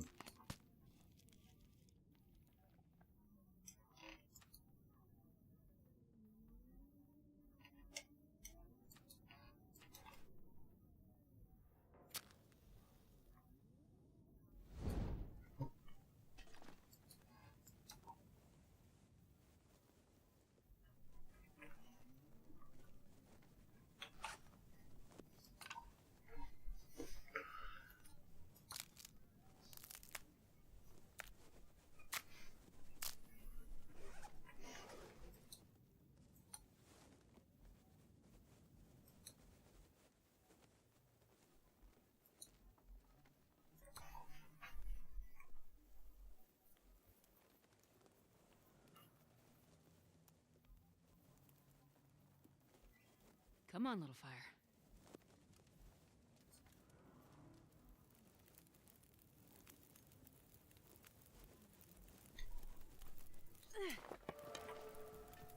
Fire Strain 3 finally were liberated from.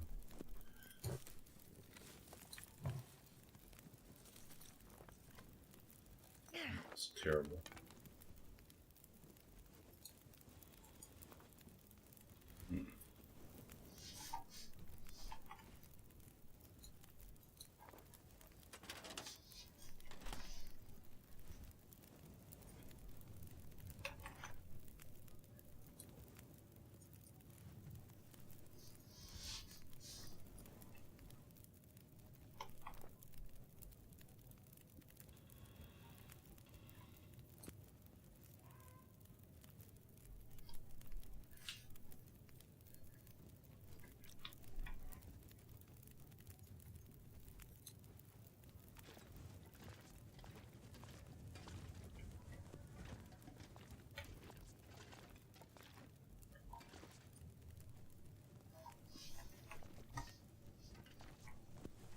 Okay.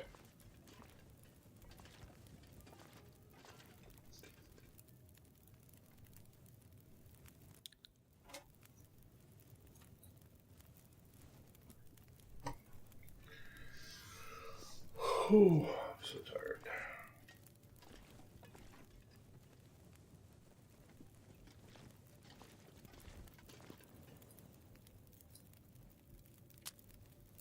Yeah, that's not what we want. Wasting so many matches today because I'm tired and not paying close attention. I'm still good for matches, but it's embarrassing. Yeah, I need to get some sleep too. I'm really fading fast, so I've been fading fast for about an hour, so I'm dragging it out.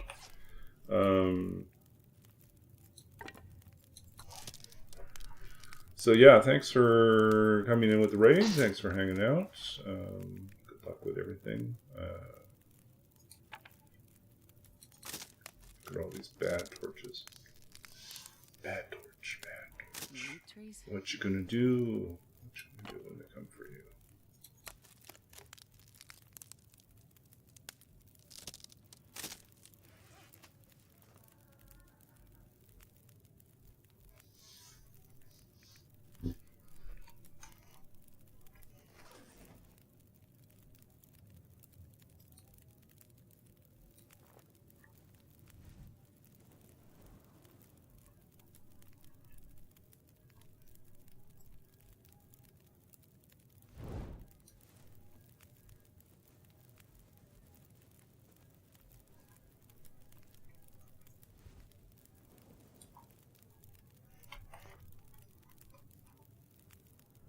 Oh, I just remember what I was supposed to be doing here. I was supposed to be making porridge.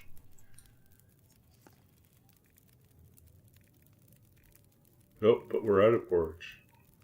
Oh, that's not good.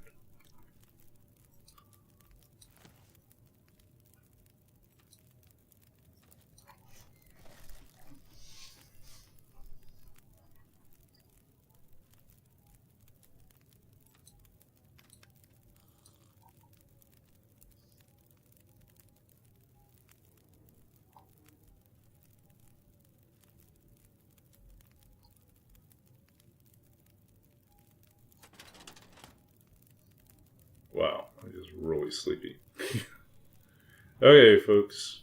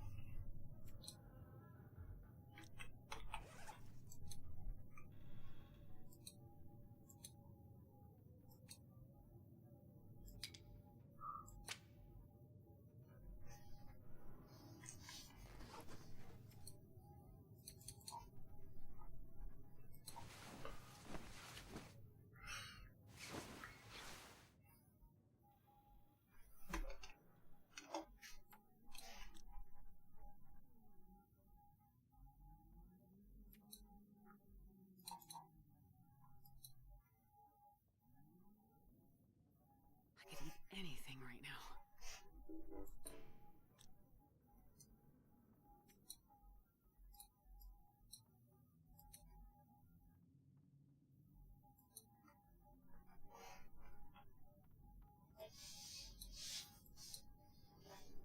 Okay.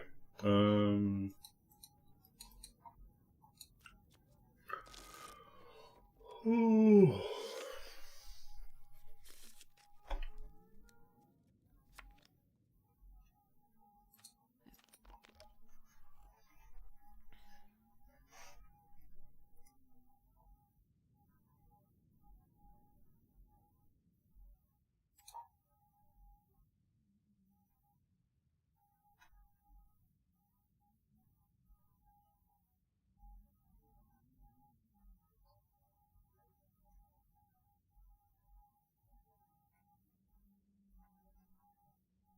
Okay, I am getting pretty tired. So what we're going to do to save this is we're going to step out, step back in.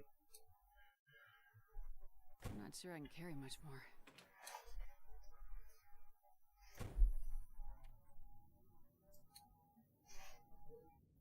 Day 27. Okay. So we re-entered. It's now day 20. Well, we will be on day 27 soon. So we're on day 26, turning 27.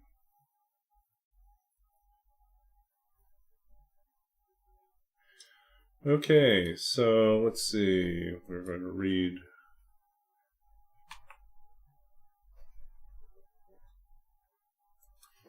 We'll read a poem before we go.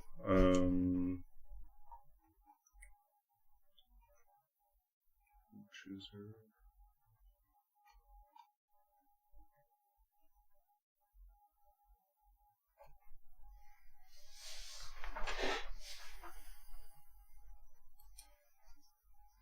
In the country I call home. Okay, we'll do that. This is from my first book of poetry, The Lost Country of Sight, published by Sundress Publication. No, published by Anhinga Press, winner of the Philip Levine Prize 2000. Published in 2008, 2007 Philip Levine Prize. So, yeah. So let's read something here.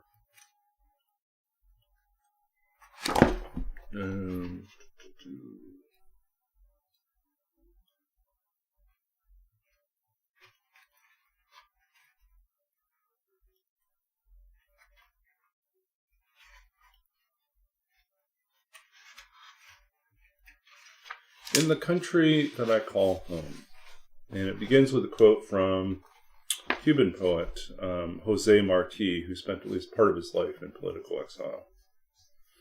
He writes, "I have two countries, Cuba and the night. In the country I call home, there is no Cuba, no other half of night, no dark woman in her deep robe of grief, no wooden doors flung open to emptiness, nothing of music, no city in flames, all this absent.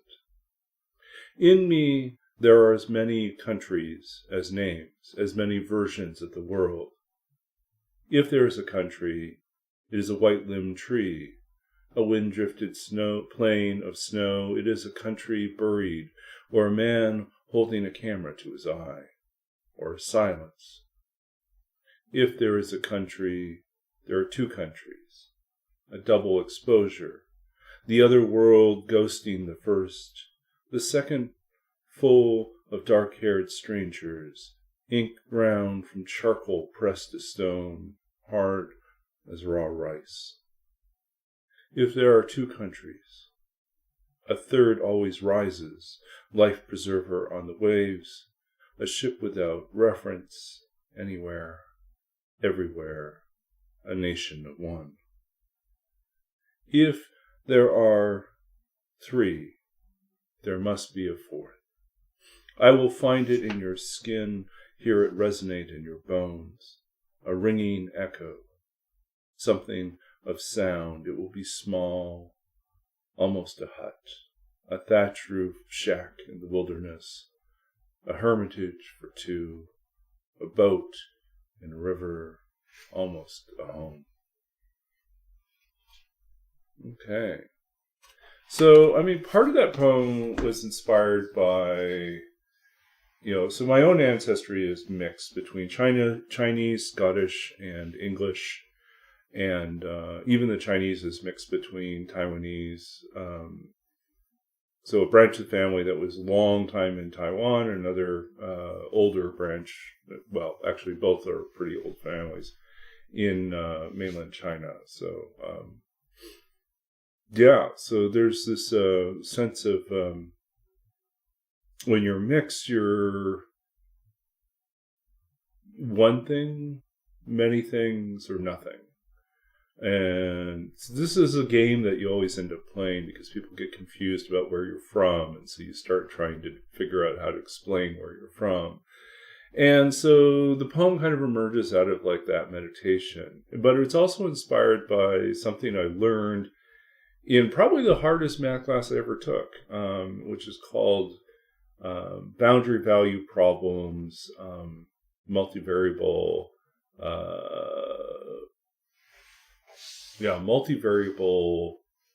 differential equation theory. And it really had to do with solving what happens to different equations when, if you plug in the numbers, you would end up with 0 over 0. So how do you avoid this situation? And how do you kind of map out from the left and from the right where something is actually located? Where's the tendency going into that? And so the interesting thing that came out of that class was the professor almost offhandedly said, that every time you do this, try to solve for one of these things, it will always be either 1, 0, or positive or negative infinity. And, and I for some reason I connected that with identity, and I kept thinking about so I can choose one, I can choose to be a multiplicity, many different things at once, or I could choose to be nothing. Just kind of exist out of the constraints of the definitions and stereotypes. But the truth is you can never really exist as completely outside. Someone always brings that baggage with them and imposes it on you. And, the other thing is that, you can't. You can't. And that you're not consistent either. Like, you will constantly change and evolve your own relationship with how you choose to identify yourself to others. So making that connection with the math made me think about how to write about that in the poem. To think about, in the country I call home, what does that look like? Is it one country? Is it two countries? Is it three? Or is it something even more complicated that we can't even comprehend? So anyways, that was behind the poem for In the Country I Call Home from Lost Country of Sight. I'm in the middle of rewriting my homepage, my author website, so a lot of links don't actually work right now. But you can at least get to the... So that works? No, it doesn't. Yeah, you can go to the main site. The landing page works. And then if you go to, yeah, in Lost Country, it'll take you to a description. So yeah, the link doesn't work. That's true. The link doesn't work anymore. So I'm going to have to update all these things as soon as I get the website rebuilt. But I'm rebuilding it from scratch in HTML and CSS, so it's completely independent of WordPress, because plugins and themes were breaking all the time for me, and it was like, this is just getting too unwieldy. I want to solve it for good. So yeah. Anyways, yeah. So we've blathered on long enough, and I'm absolutely exhausted. So we are going to get ready to raid someone. Hold on a second here. Let's see who is up right now.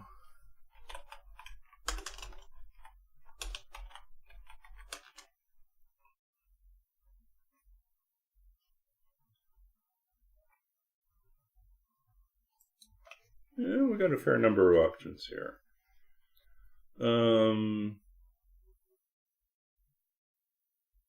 Hyperman is up. Deadpool's up. Anyone else who wanted to visit?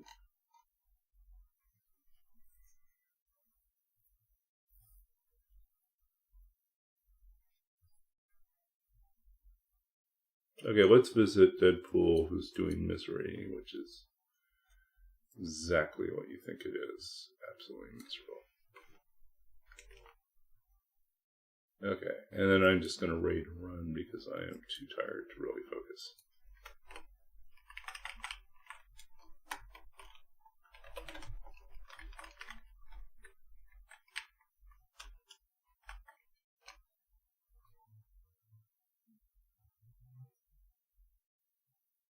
Did that work? What did I do?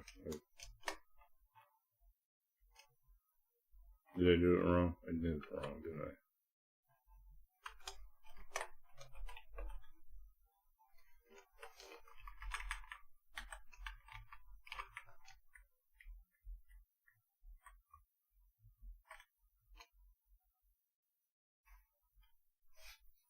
Literally, I'm too tired to remember how to rate it.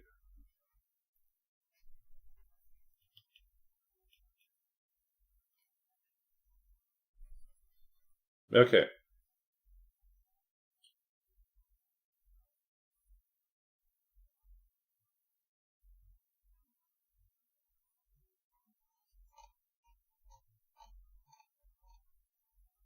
Okay.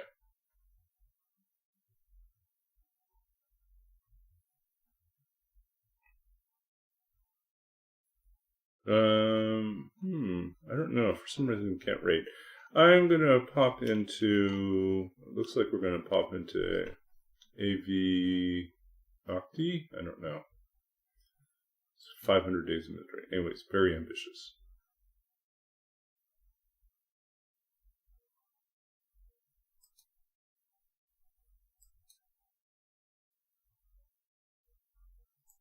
Clearly, I am tired because I can't remember how to do any of this stuff right now.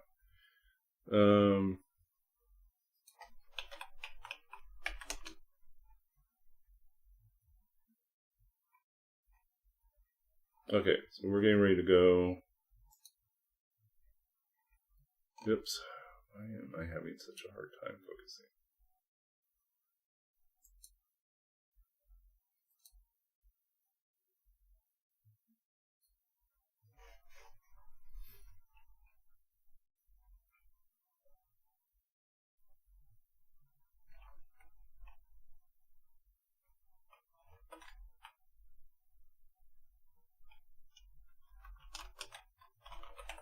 There it is. Raid.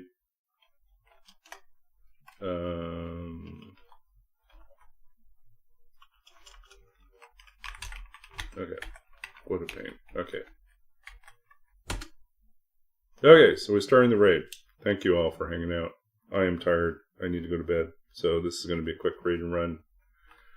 Thanks for hanging out with me, and we will see you again in another stream. But I am so done. I'm so very tired.